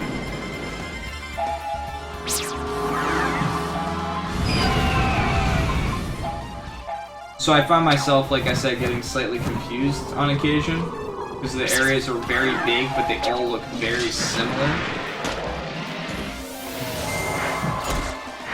But that's just with the dungeons, really.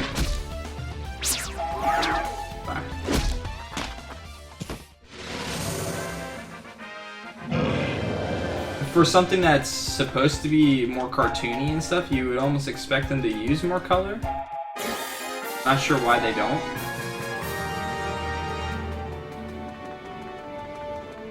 But it's a minor complaint, if anything.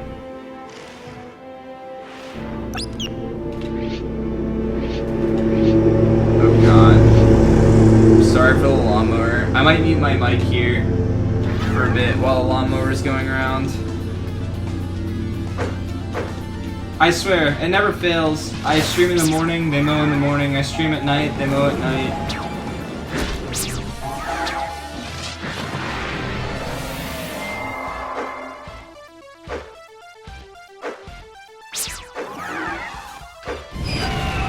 I'm not streaming next to a lawnmower. The lawnmower just so happens to be mowing next to my apartment right now.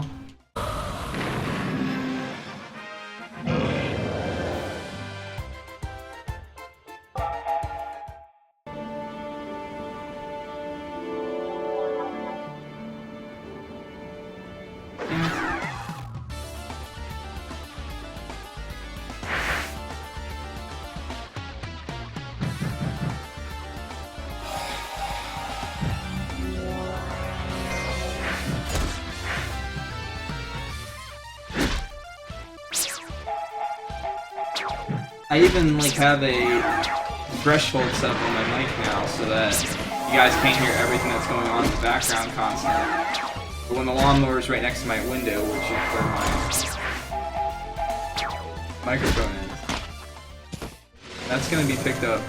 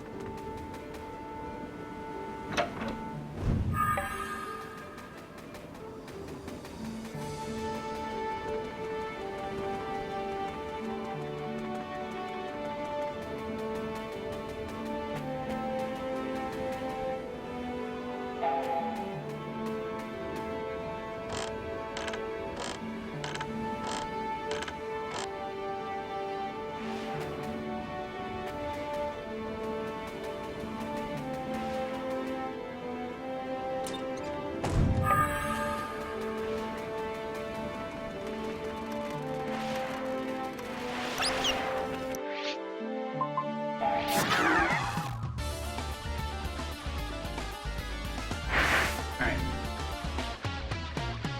Maybe they'll stop mowing soon.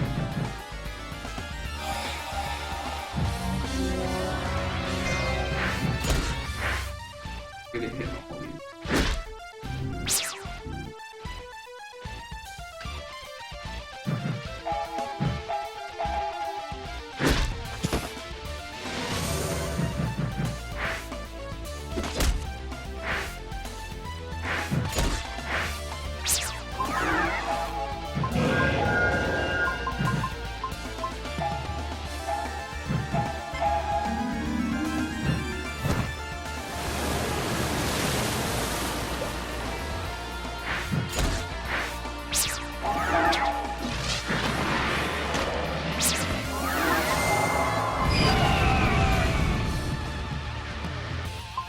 As of right now, water is the ability I have that can hit multiple enemies other than ground, and ground doesn't work on flying enemies, so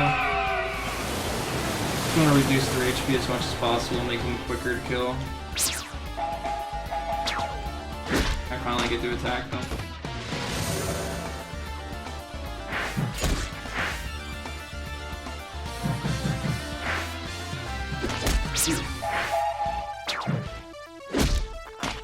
Some decent damage.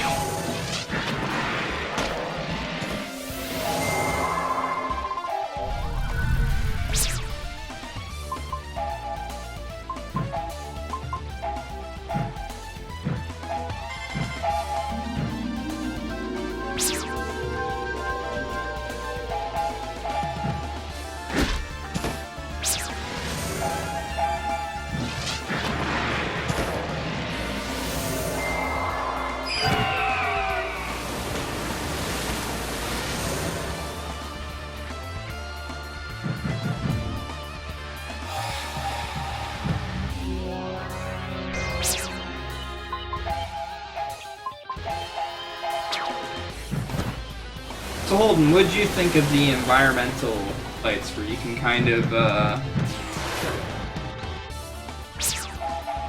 fight multiple enemies at the same time and stuff?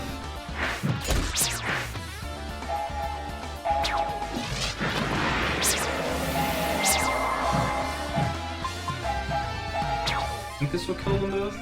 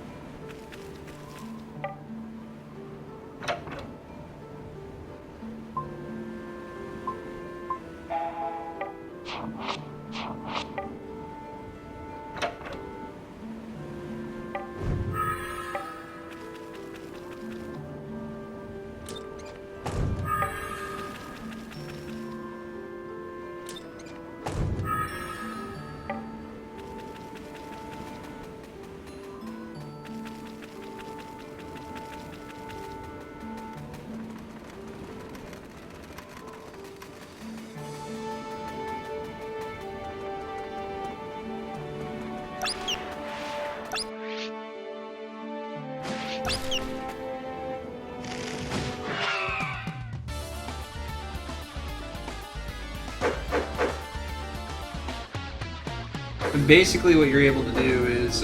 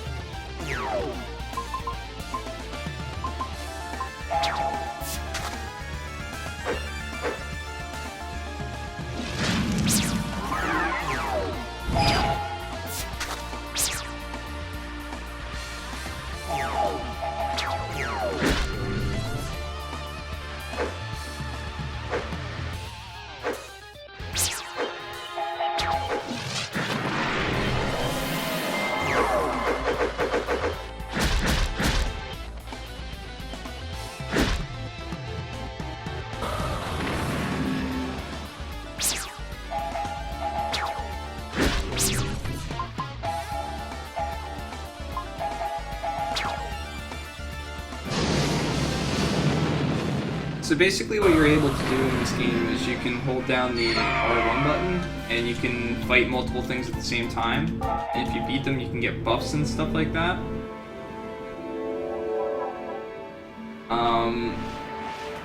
Also, sometimes they fight each other, and they do different things when they fight each other.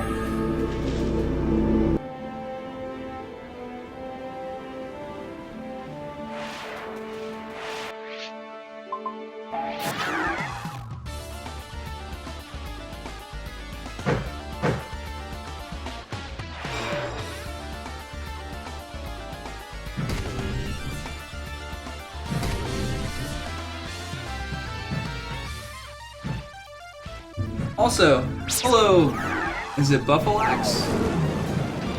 How are you doing? Thanks for stopping by.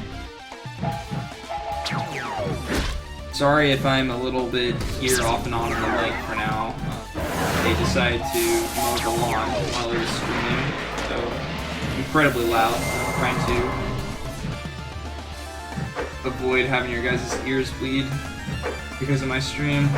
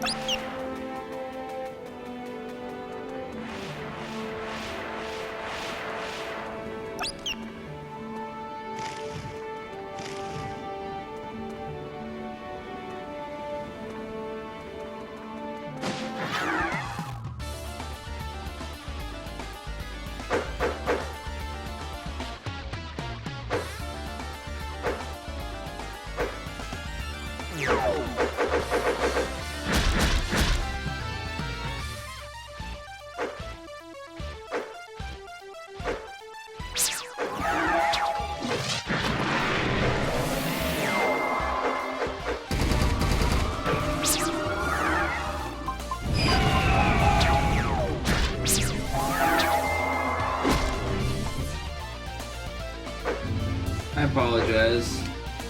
I figured they'd be done mowing the lawn, considering the area right next to my window is very, very small, but they're taking forever.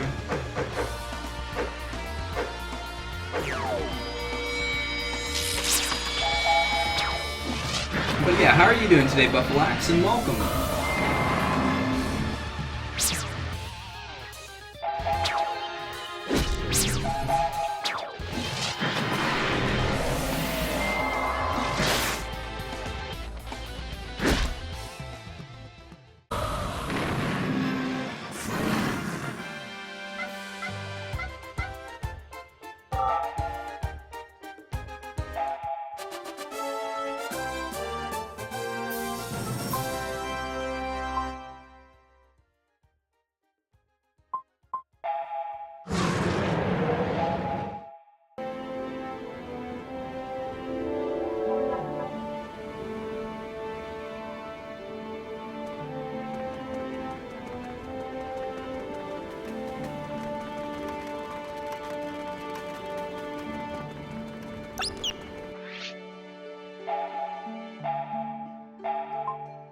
How many of these mural things are there?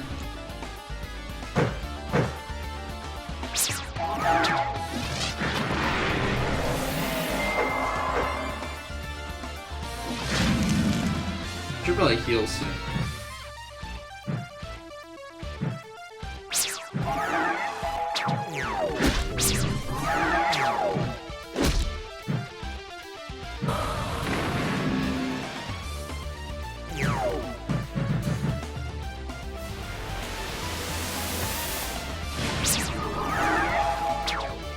Why does she guard against poison?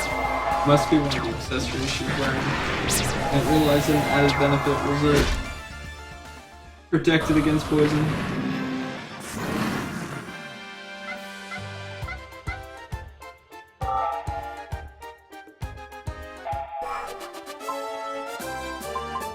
Look at all the magics with her. Same thing with Jiro.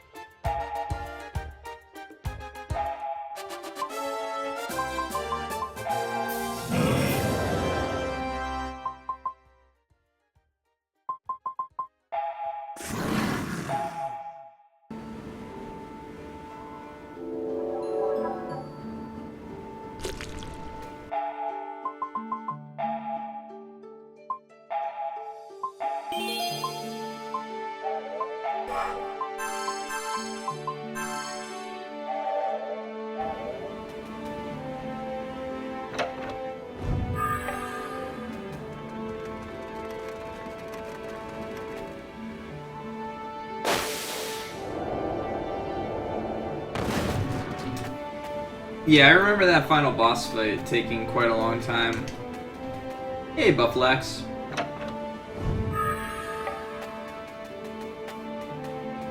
Not only because it has so many different forms, but because each one of those forms has a decent amount of HP and Nakurti. But you seem to not have any trouble with it, so that's good.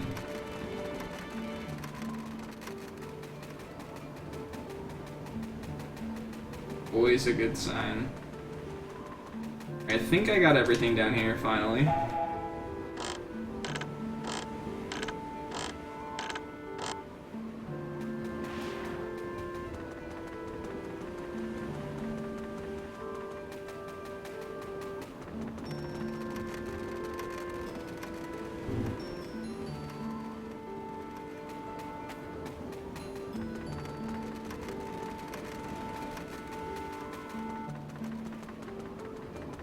What's a terrible game?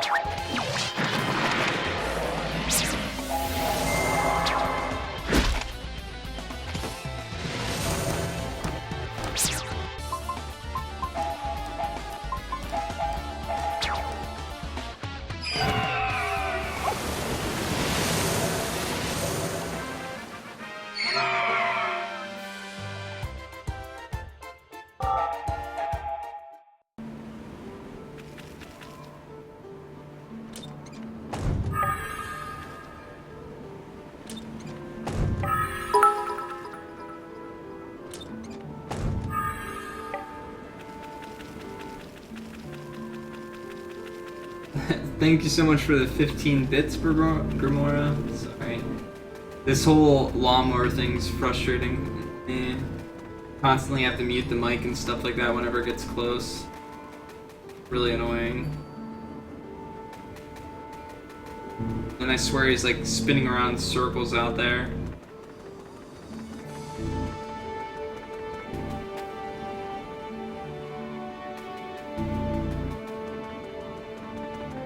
Wondering if I have to turn in the book or whether it's just a side quest.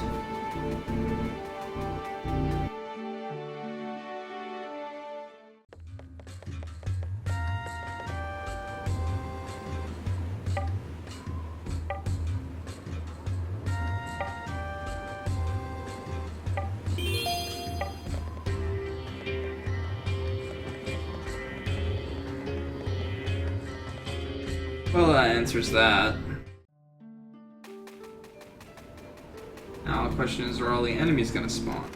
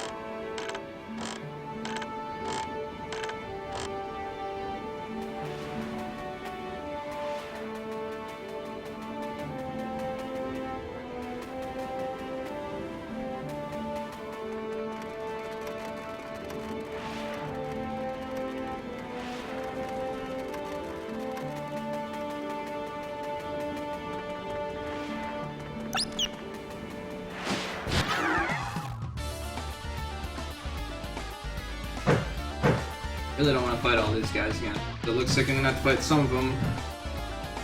Because I can't avoid them for whatever reason.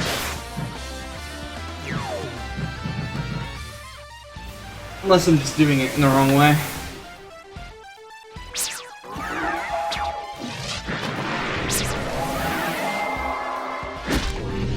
I love those critical hits.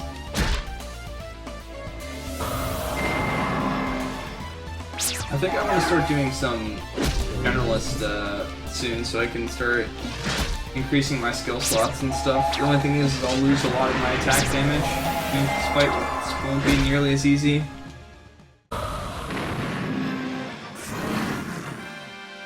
Yeah, I feel like the character designs and stuff like that, they decided to really go with that, and some of the ways the enemies look as well.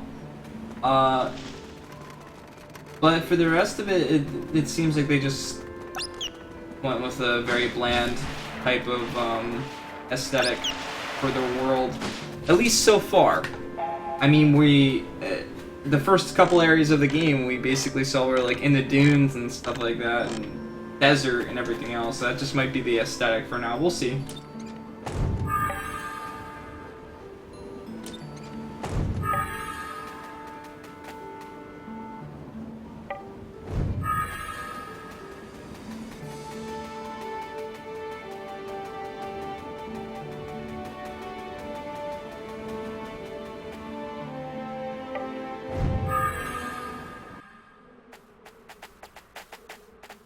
There's the road to Jabral.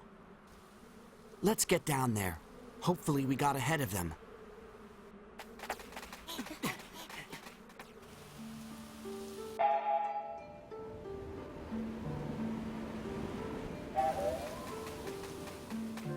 Okay. Their cutscene already? What is it? There's no sign that anyone's come by here. Then maybe Grandpa and everyone haven't been here yet. Probably not. Because I think this is the only way they could take to get to Jabral. But what if you're wrong? We have to think positive. What should we do? We might meet up with them if we doubled back toward the village. Right. We really need to find them.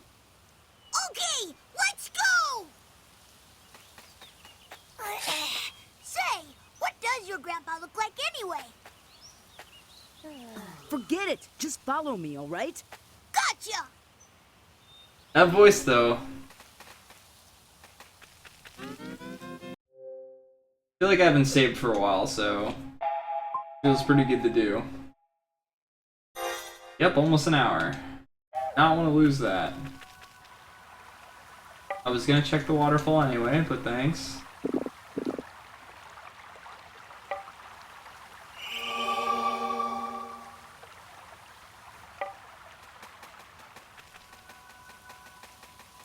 Where it came from. That's right.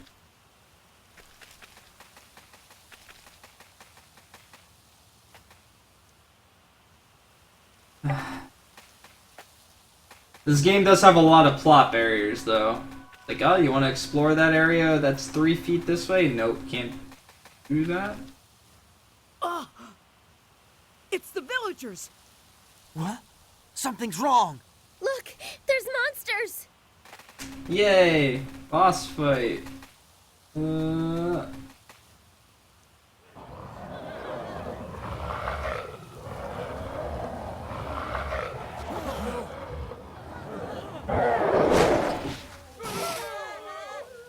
Grandpa! Mother! Father! Shoo!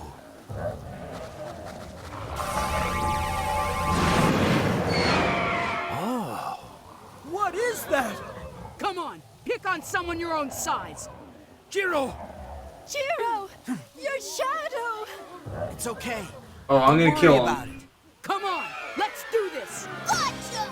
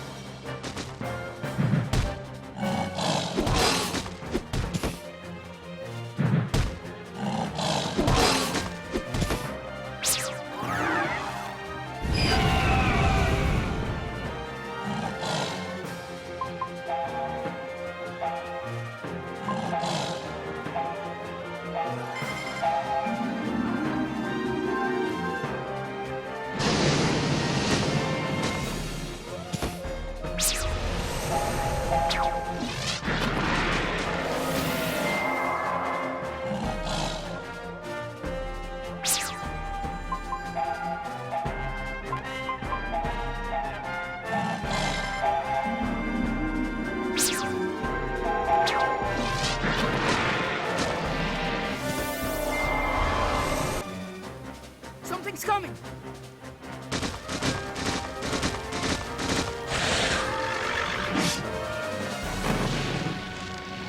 What the hell is going on?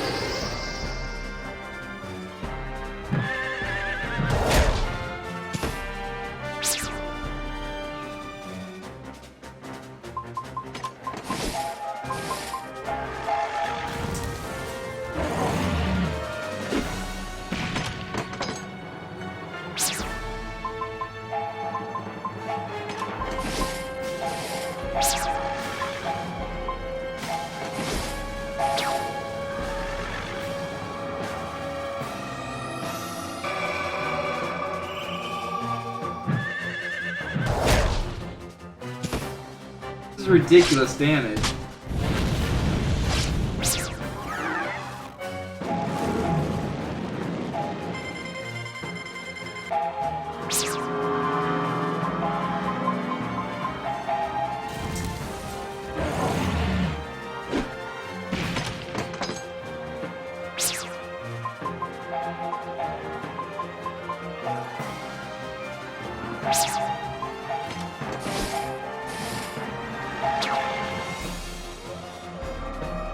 I'd really like all my characters to be alive to get the experience. Dead? Nice.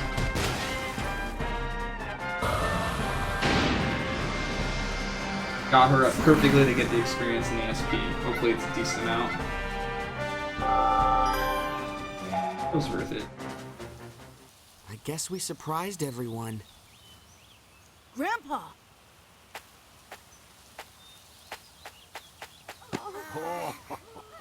It's you, isn't it? Ah, you made it. Yeah.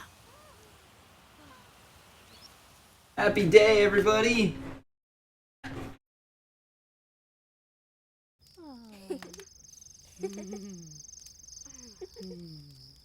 And this is Maru Maru. He's a Devi. His village has had problems with Nene, too. Hey, Marumoro, say hello to everybody. Okay then! Here is the Dudley Dance of Greeting! It's gonna be all right. Oh no. Harumaru, don't scare the baby. Oh, sorry! In that case, here's the Debbie Dance of Sorry!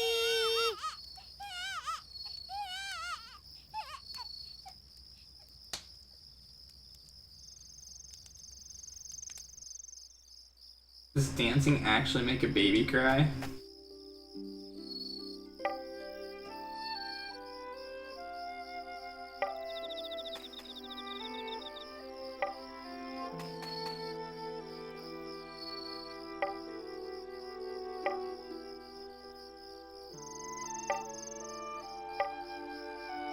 Purple.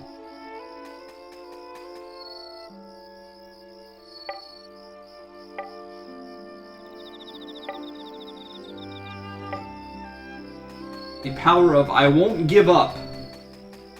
Persistence is key.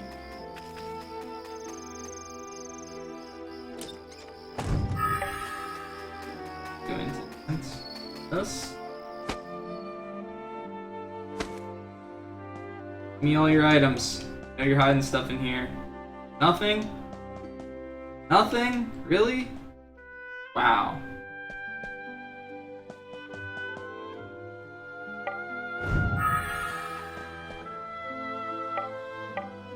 I kind of want to buy a few of these and use a lot of them.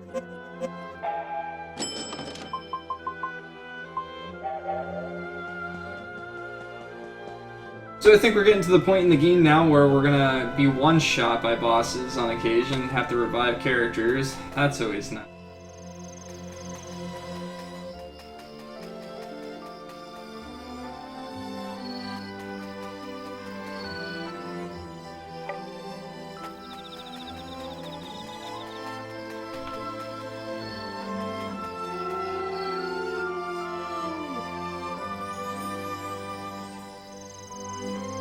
Yep.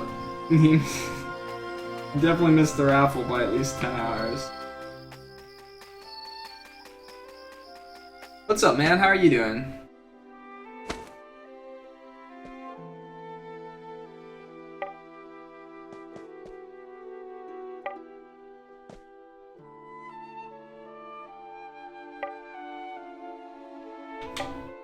Ah.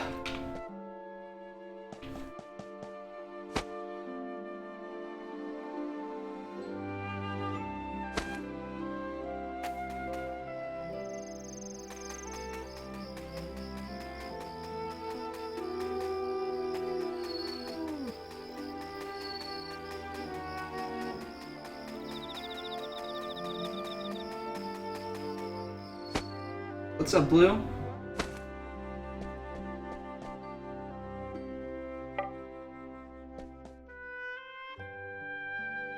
Yoda. Name is Yoda.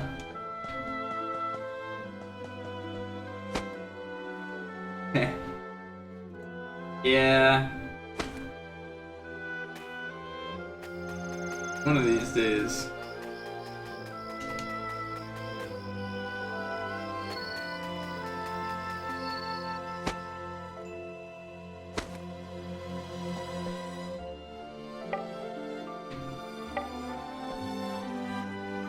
Your puppy's safe.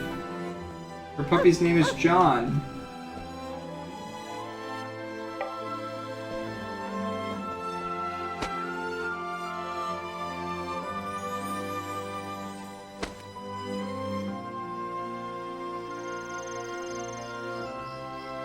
Yeah, unfortunately.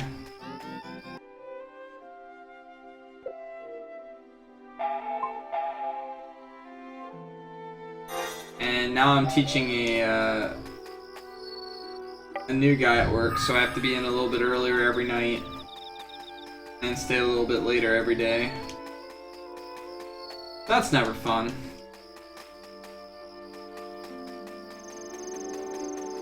Don't you want to bet this is Jiro's tent because it's the biggest?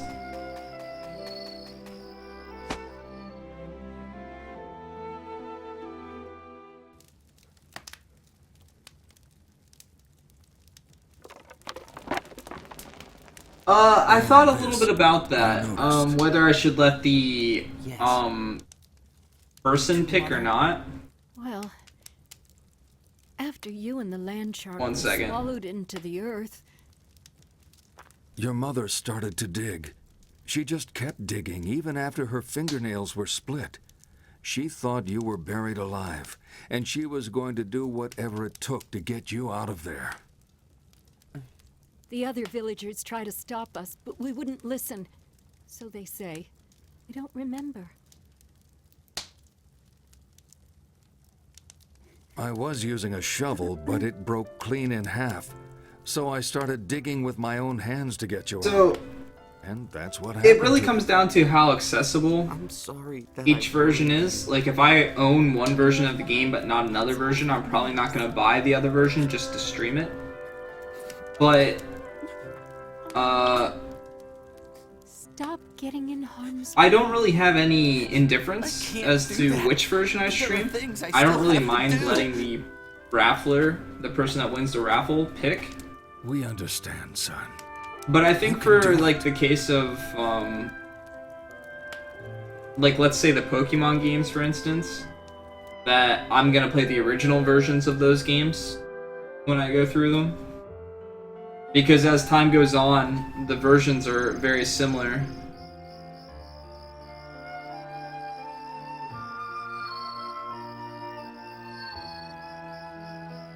That's quite possible. Like I said, my webcam's been having issues.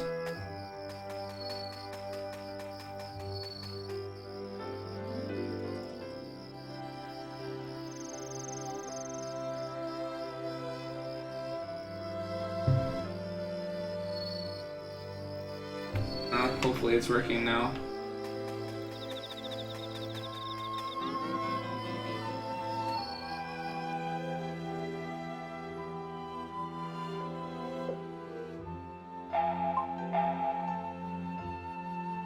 But, like, the Pokemon games, the way they go is for each, like, year of Pokemon games that have come out, or a couple last years, they're within the same generation. They tend to have, like, the same aesthetics and everything else. Yes, we So are I think so playing close to them Jibral. in their original I'm ashamed states that is I'm probably the the one best, who always needs saving. and we'll get to experience Don't it worry all about it, anyway. Grandpa. We'll protect everyone. But some other And we games, like, can let's do that talk with Dragon our Quest Here, 7, Let me show the you. PlayStation version, and the 3DS version. I'm not exactly sure which version's better, which version's longer, but they're they're very different. Shu, but this is So it's hard to say this which is one I'd simply prefer amazing. to do. Oh yeah, what's that, Travis? What's the game?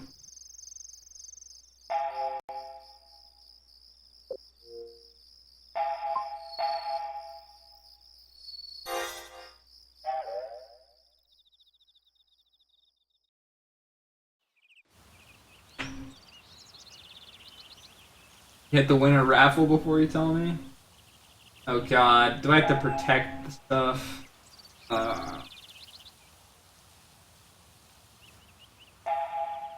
I hate stuff like this. I really do. Like, little mini games and stuff like this, I like them when they're mini games that you get to do when you want to do. I don't like when they're thrown into the game as, like, a necessity.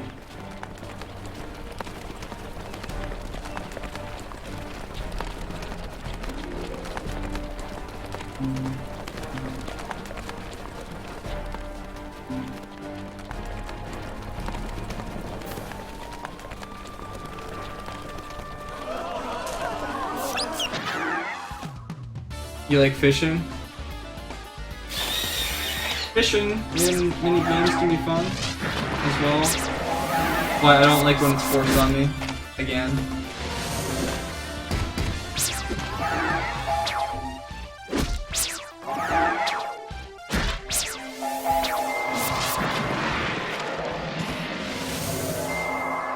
Like, let's talk about Breath of Fire 3 and the amount of mini games in that game.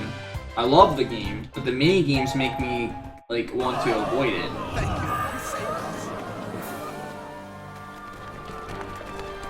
I know I have to protect the wagons. Did I not do a good job of protecting the wagons?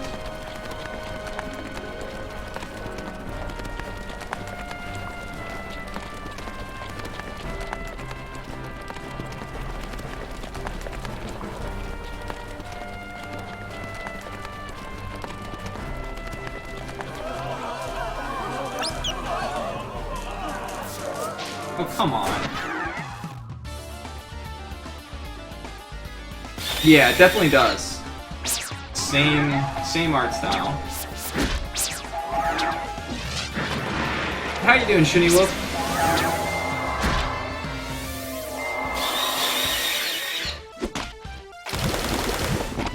At least he didn't get poisoned. As long as he didn't get poisoned.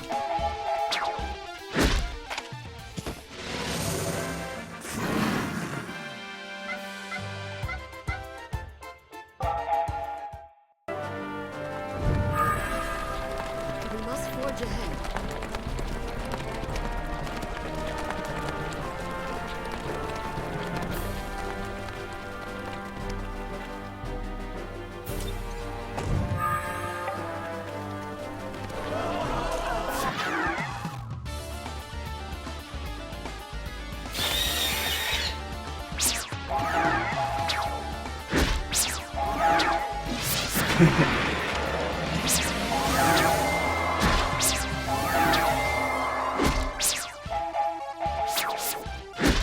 Conventions work less than 48 hours, huh?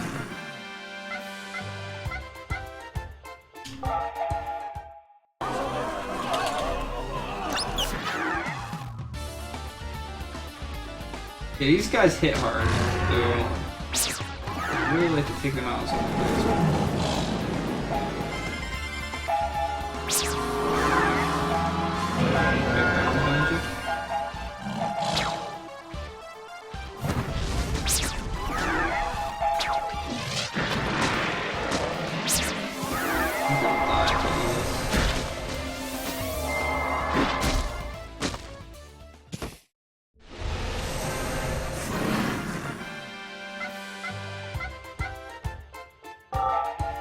Yeah, it definitely has similar aesthetics. It's done by the same guy, I believe.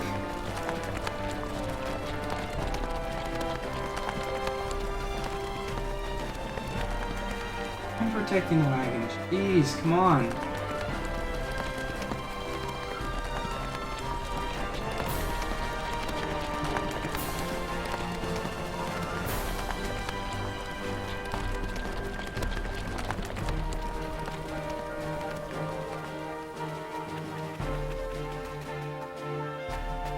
Here, let me get these rocks out of your way.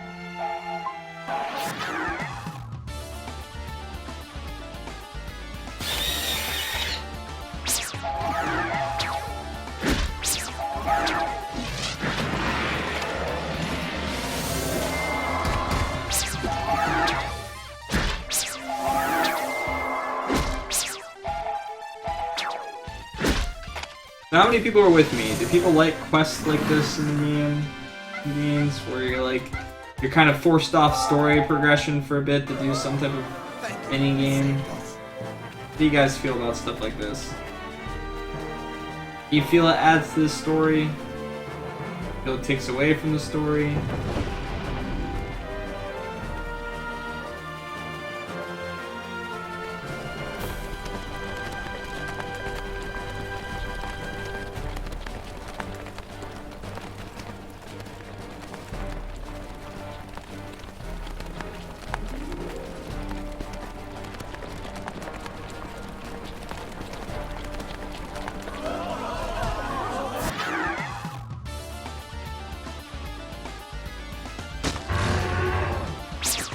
Yeah, I feel like there's a time and a place for it that it's okay.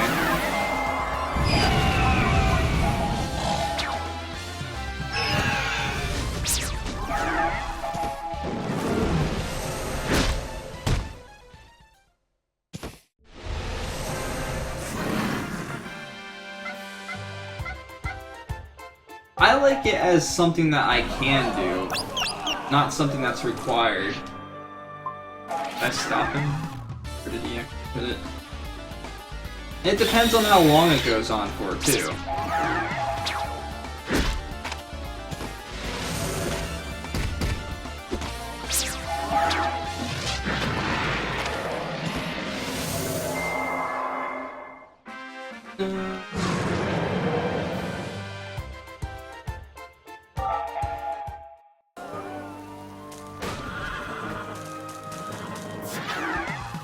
Back there as well.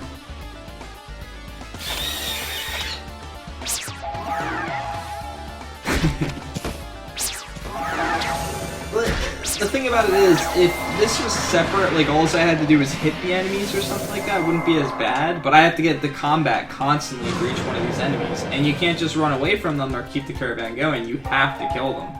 The game's literally forcing me to fight these fights right now. We must forge ahead.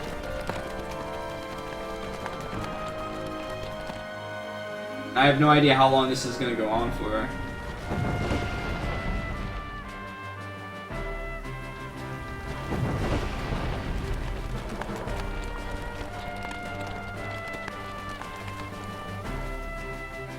Can't go any further.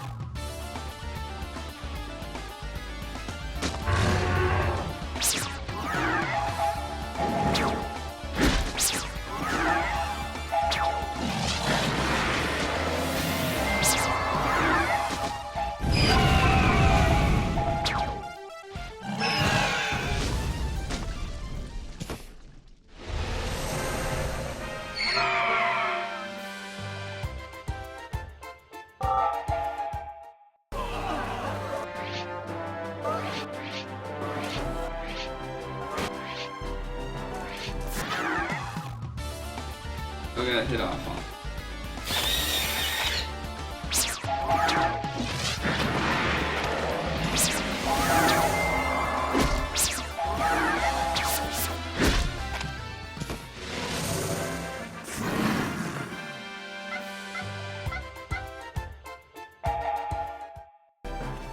What? On. I was pressing R, but because I was still in... I could have just ran into him, I guess, but I was trying to do the fight, but it wouldn't let me.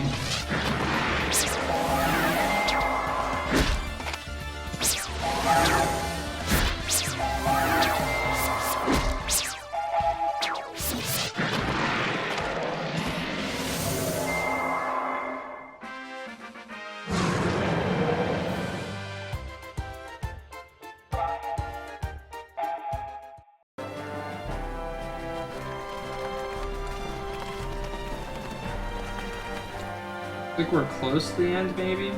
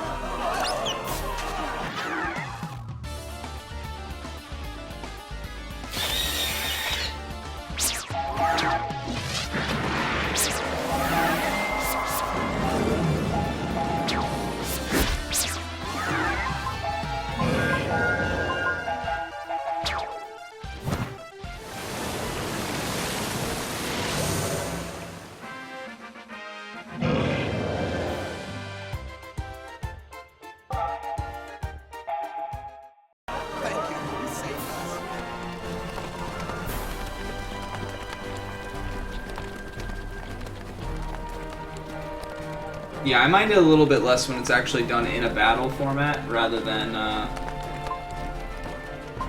when it's done in a format like this one. And yeah, that's a lot of Radicates.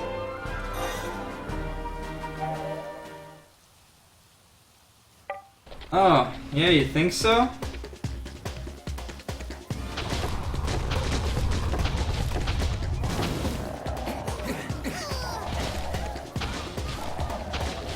There's too many. We're completely surrounded. This isn't you! We're done for! Maru! Hey! You're giving up way too soon. Let's make a break for it. We've got to get these villagers to safety. We have to draw the monster's attention away from them. Grandpa, we'll hold them up. You guys get out of here. I understand what you're saying, Shu, but there's no way we can outrun these creatures. Not you too. That kind of talk is gonna get us wiped out. Where were these the entire way? Then it looks like it's all up to me. All right, then I'll do it. I'm gonna do this, even if the rest of you are giving up. I won't. Yeah, you've said that 3 million times in this game so far. Won't give up.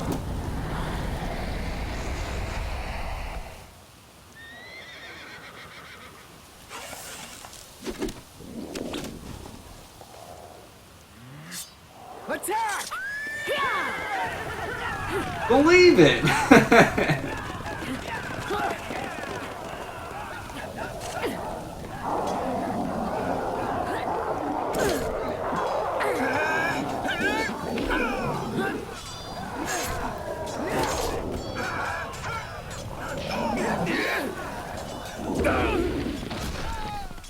A tiger, not 60 tigers. I am King Jabral the 16th.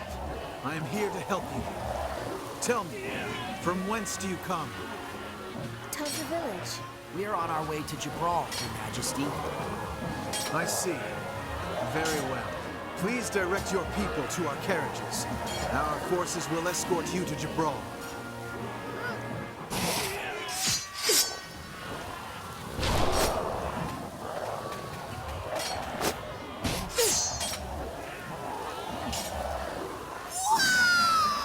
Bring the carriages!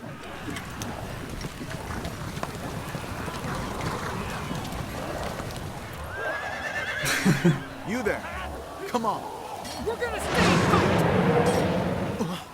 All of you can use shadows too. Huh? What do you mean, too? Your Majesty, please take the villagers to the castle. I will provide the rear guard. Very well. I'm relying on you, Zola. Sir, We'll fight too. Maro will join you. I'm Zola, captain of King Jabral's Masters. Let's engage the foe. So you can use magic as well. Don't just stand there. New Come, party member? come with New me. party member hype? You're so cool. What is wrong with you, Maru? Quickly, Your Majesty. Yes. Move out!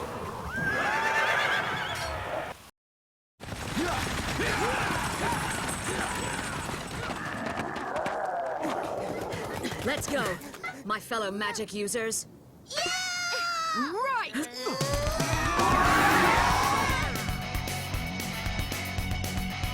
Aw, man.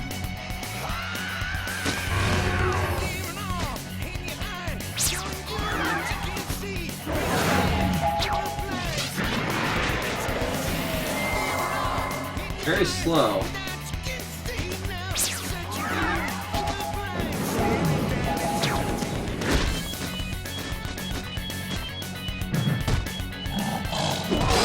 Damage.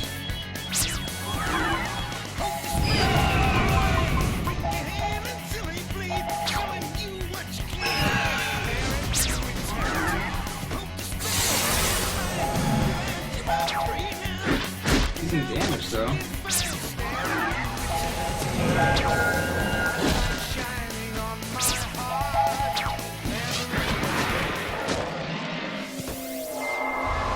Goodbye, Tiggers.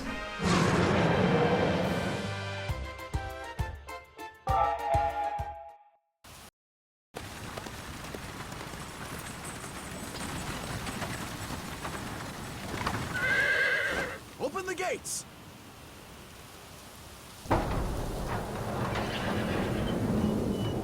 Follow me. Want a dragon that gives a thumbs up? That is your shadow that follows you everywhere? It's Jibral. We made it here in one piece.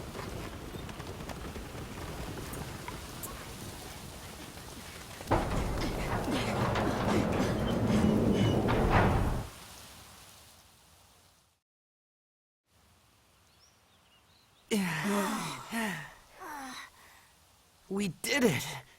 Yeah. I'm so glad that everyone made it.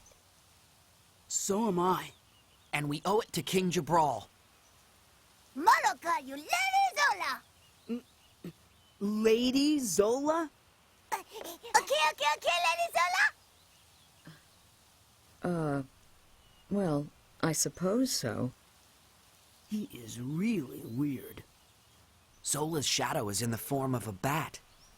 Devi are fascinated by things like bats. We'd consider them scary, but they find these things intriguing.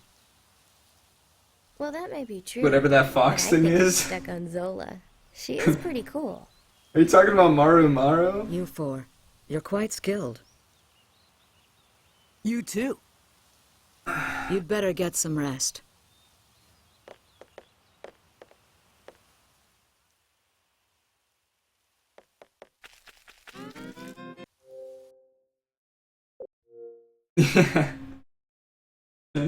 His voice is definitely something else.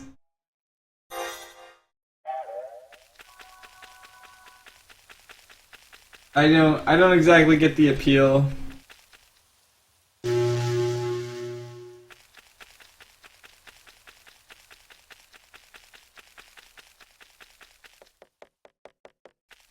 I don't so mind much that it's high pitched, it's just the yelling. The constant like yelling.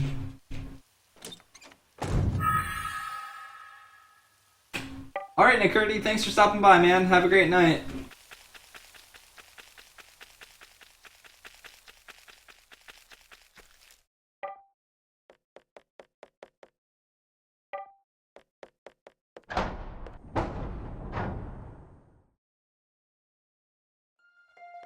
Ugh. This is a big town.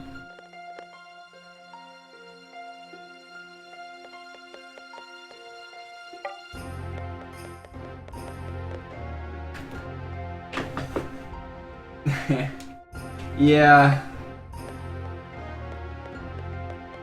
I think that's what they were going for, though. I think they got exactly what they were going for.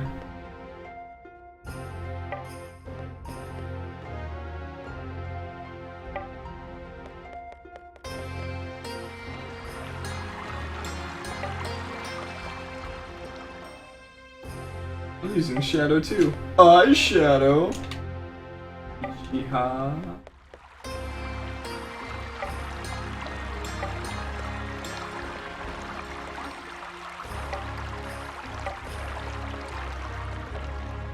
Talk to this guy.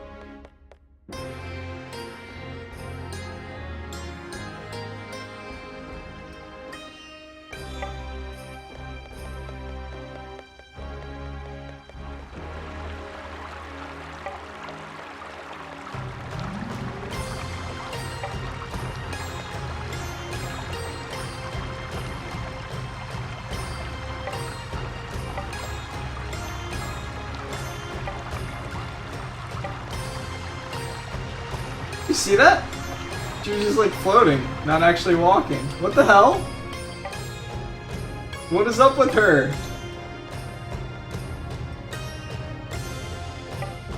Why aren't you walking?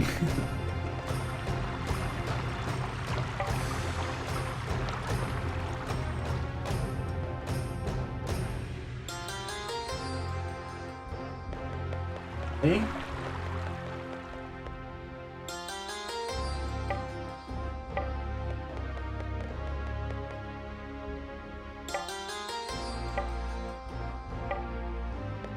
I guess.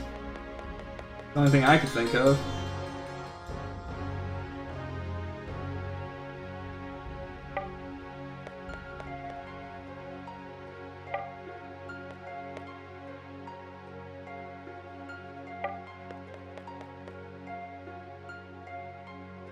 Did you ever have Heelys?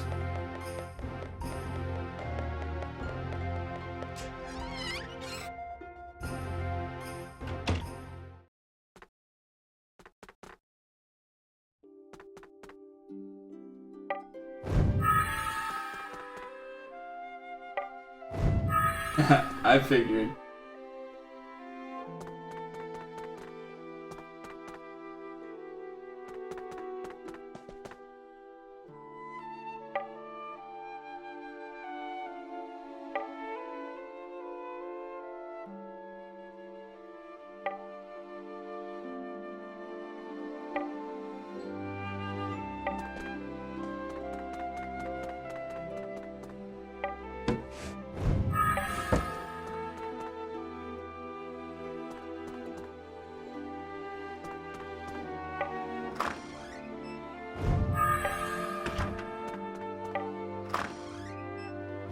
I still don't know what I do with all these gems. I have no clue.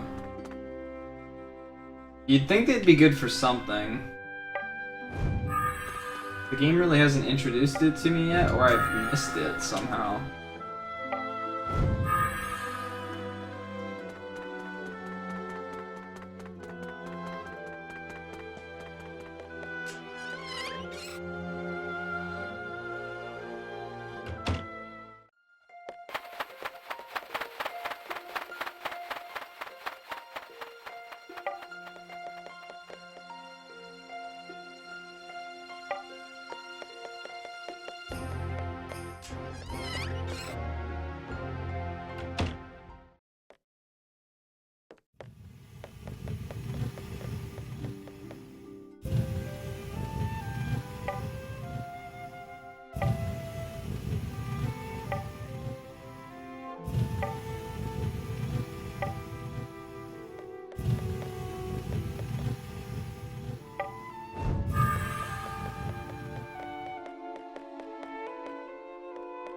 A lot of bases to check.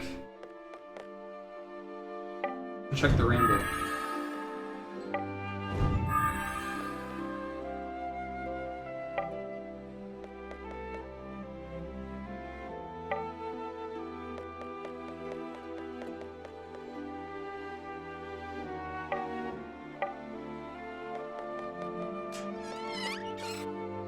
Yeah, for me it was only the younger kids that had them. So like when I was in high school, some of the freshmen and stuff had them.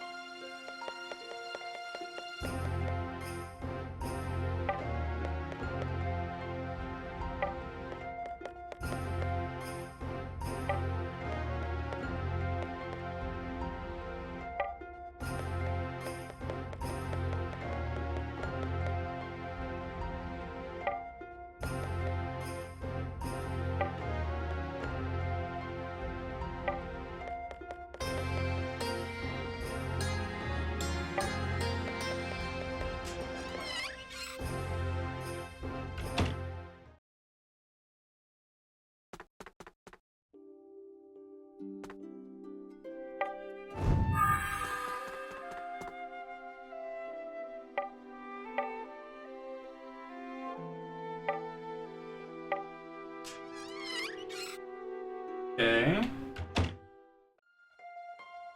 Try to go to the left immediately.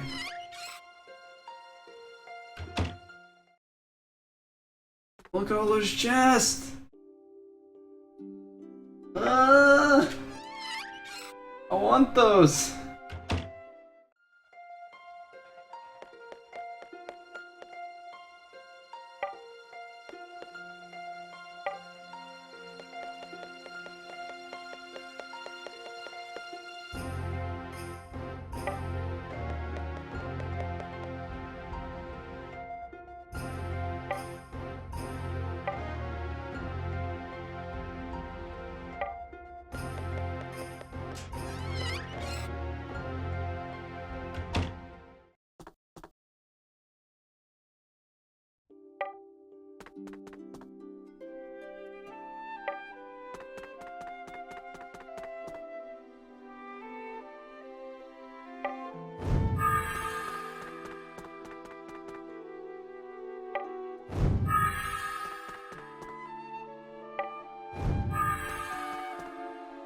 I like how it lets me behind the counter, but it's like, alright, my place.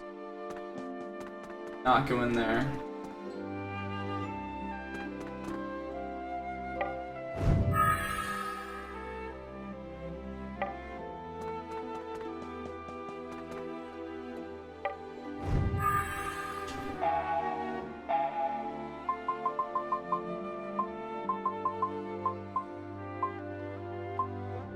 I haven't really used items very much in this game, other than reviving, the occasional healing just to save a little bit of magic.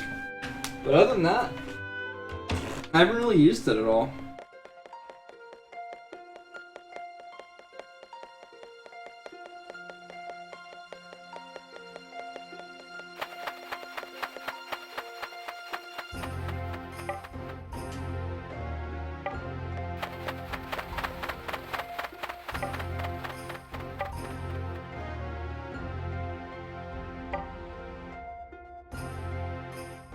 Get it, guys?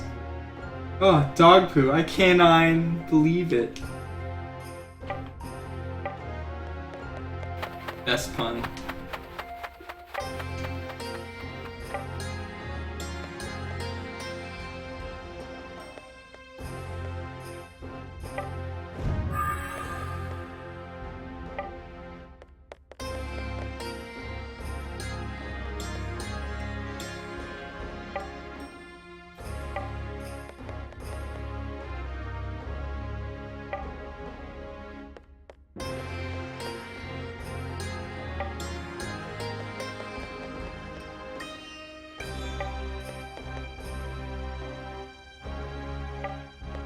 Okay, this shop.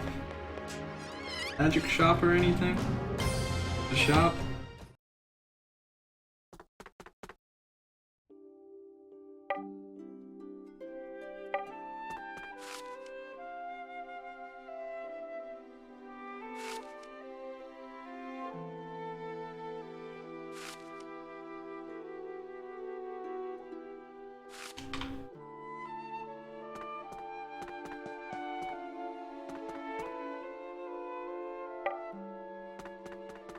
There we go.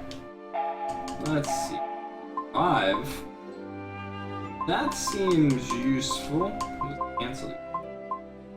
Target's charge. Ah, interesting. Weight mage ability.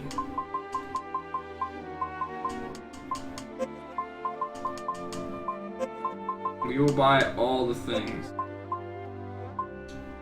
Like half my money. You have.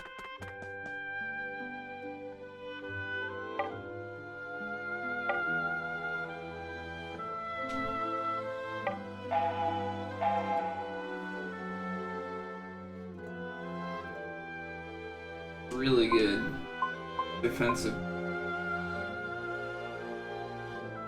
and magic.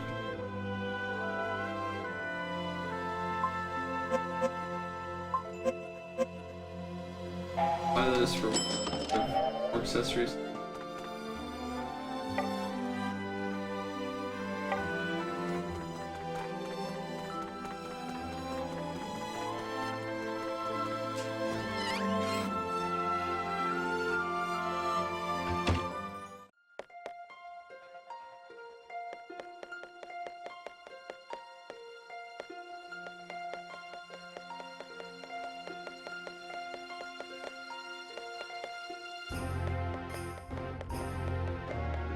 Get out of here. Thank you. Jeez, I couldn't move.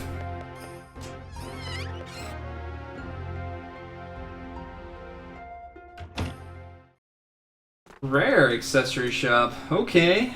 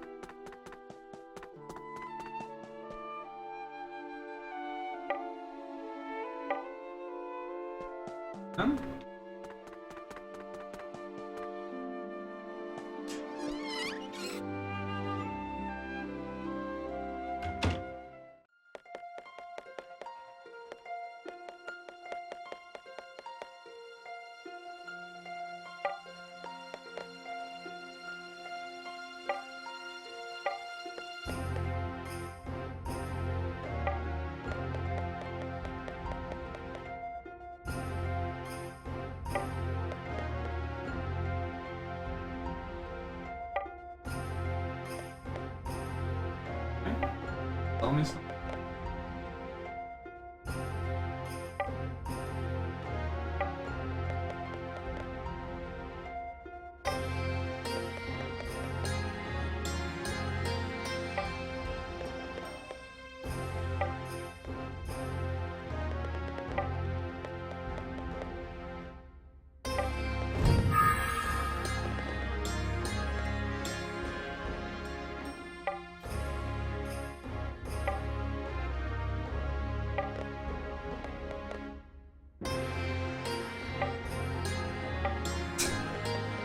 That on your head.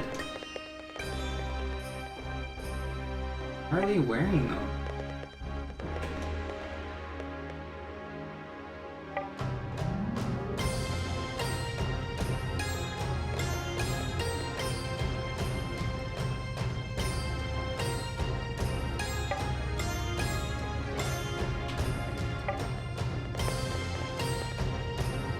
Why are we shouting out to those people?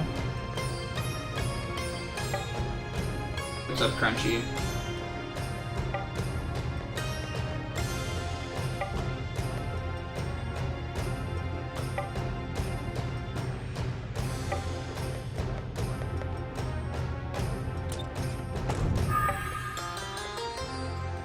Kind of.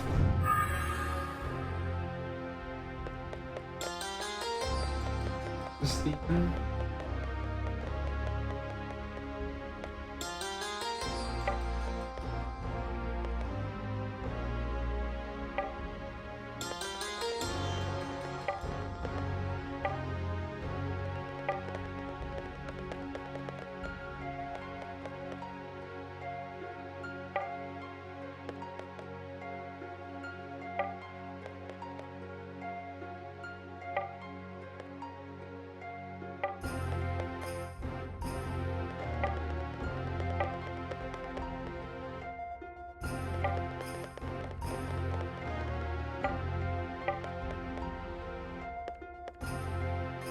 Yeah, this is one of the more colorful areas so far in the game, too.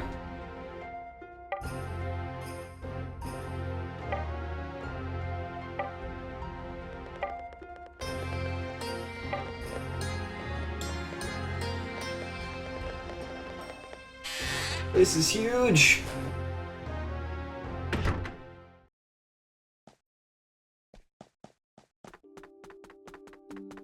Full rest. Mind?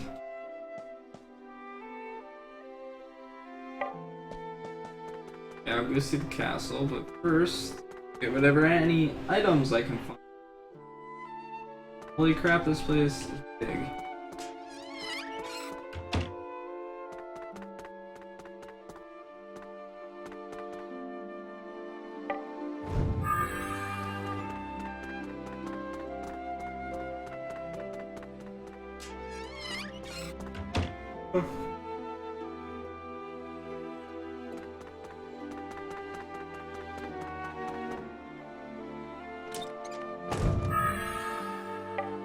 Can I even equip a leather belt? Like, that's right, technically.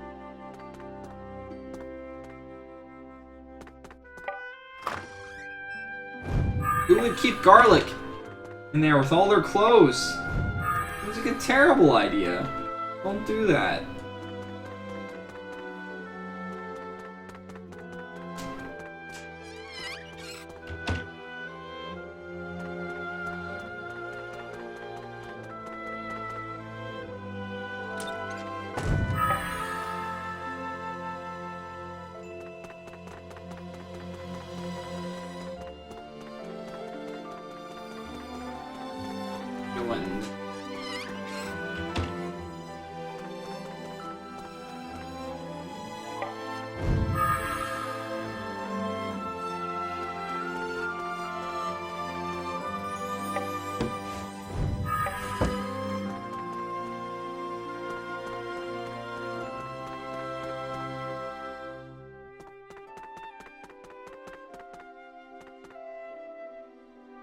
Too much stuff to explore in this game.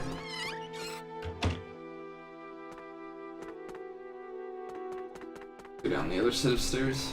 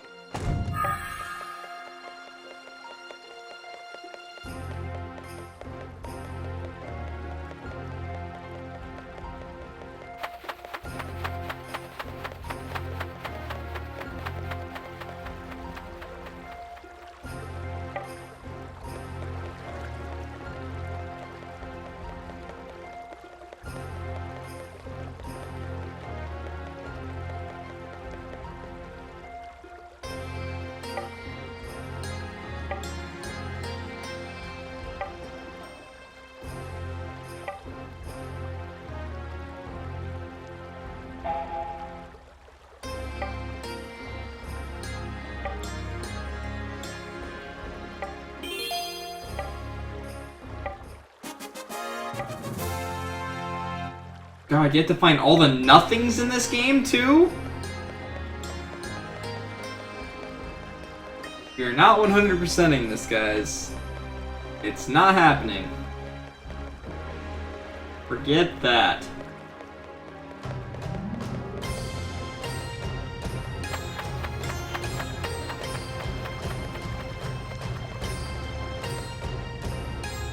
I mean, he is awarding me for finding nothing, though. That's pretty cool.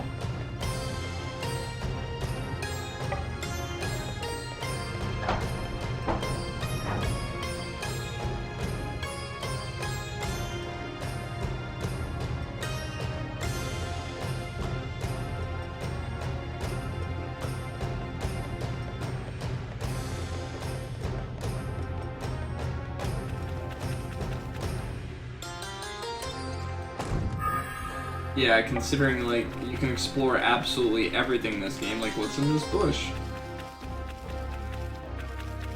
Ooh.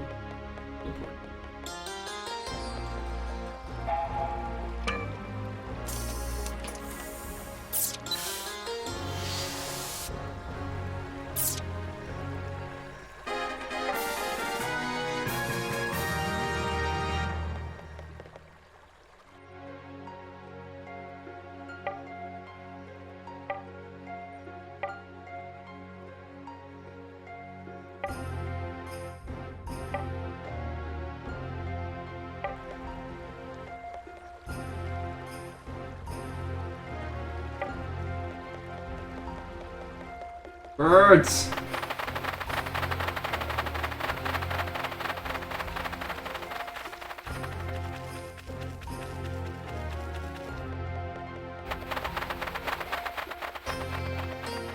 Alright guys, before we explore the castle, I'm gonna save, and I think that's gonna be it for me for today, so I will find somebody to host you guys with. Thank you for sticking around.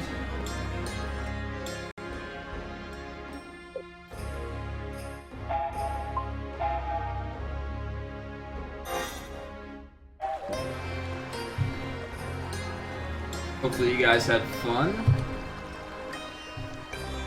Made some decent progress today. Work on making more progress tomorrow. But for now, send you guys some. Let's see what we've got going on. No problem, guys. Thanks for showing up.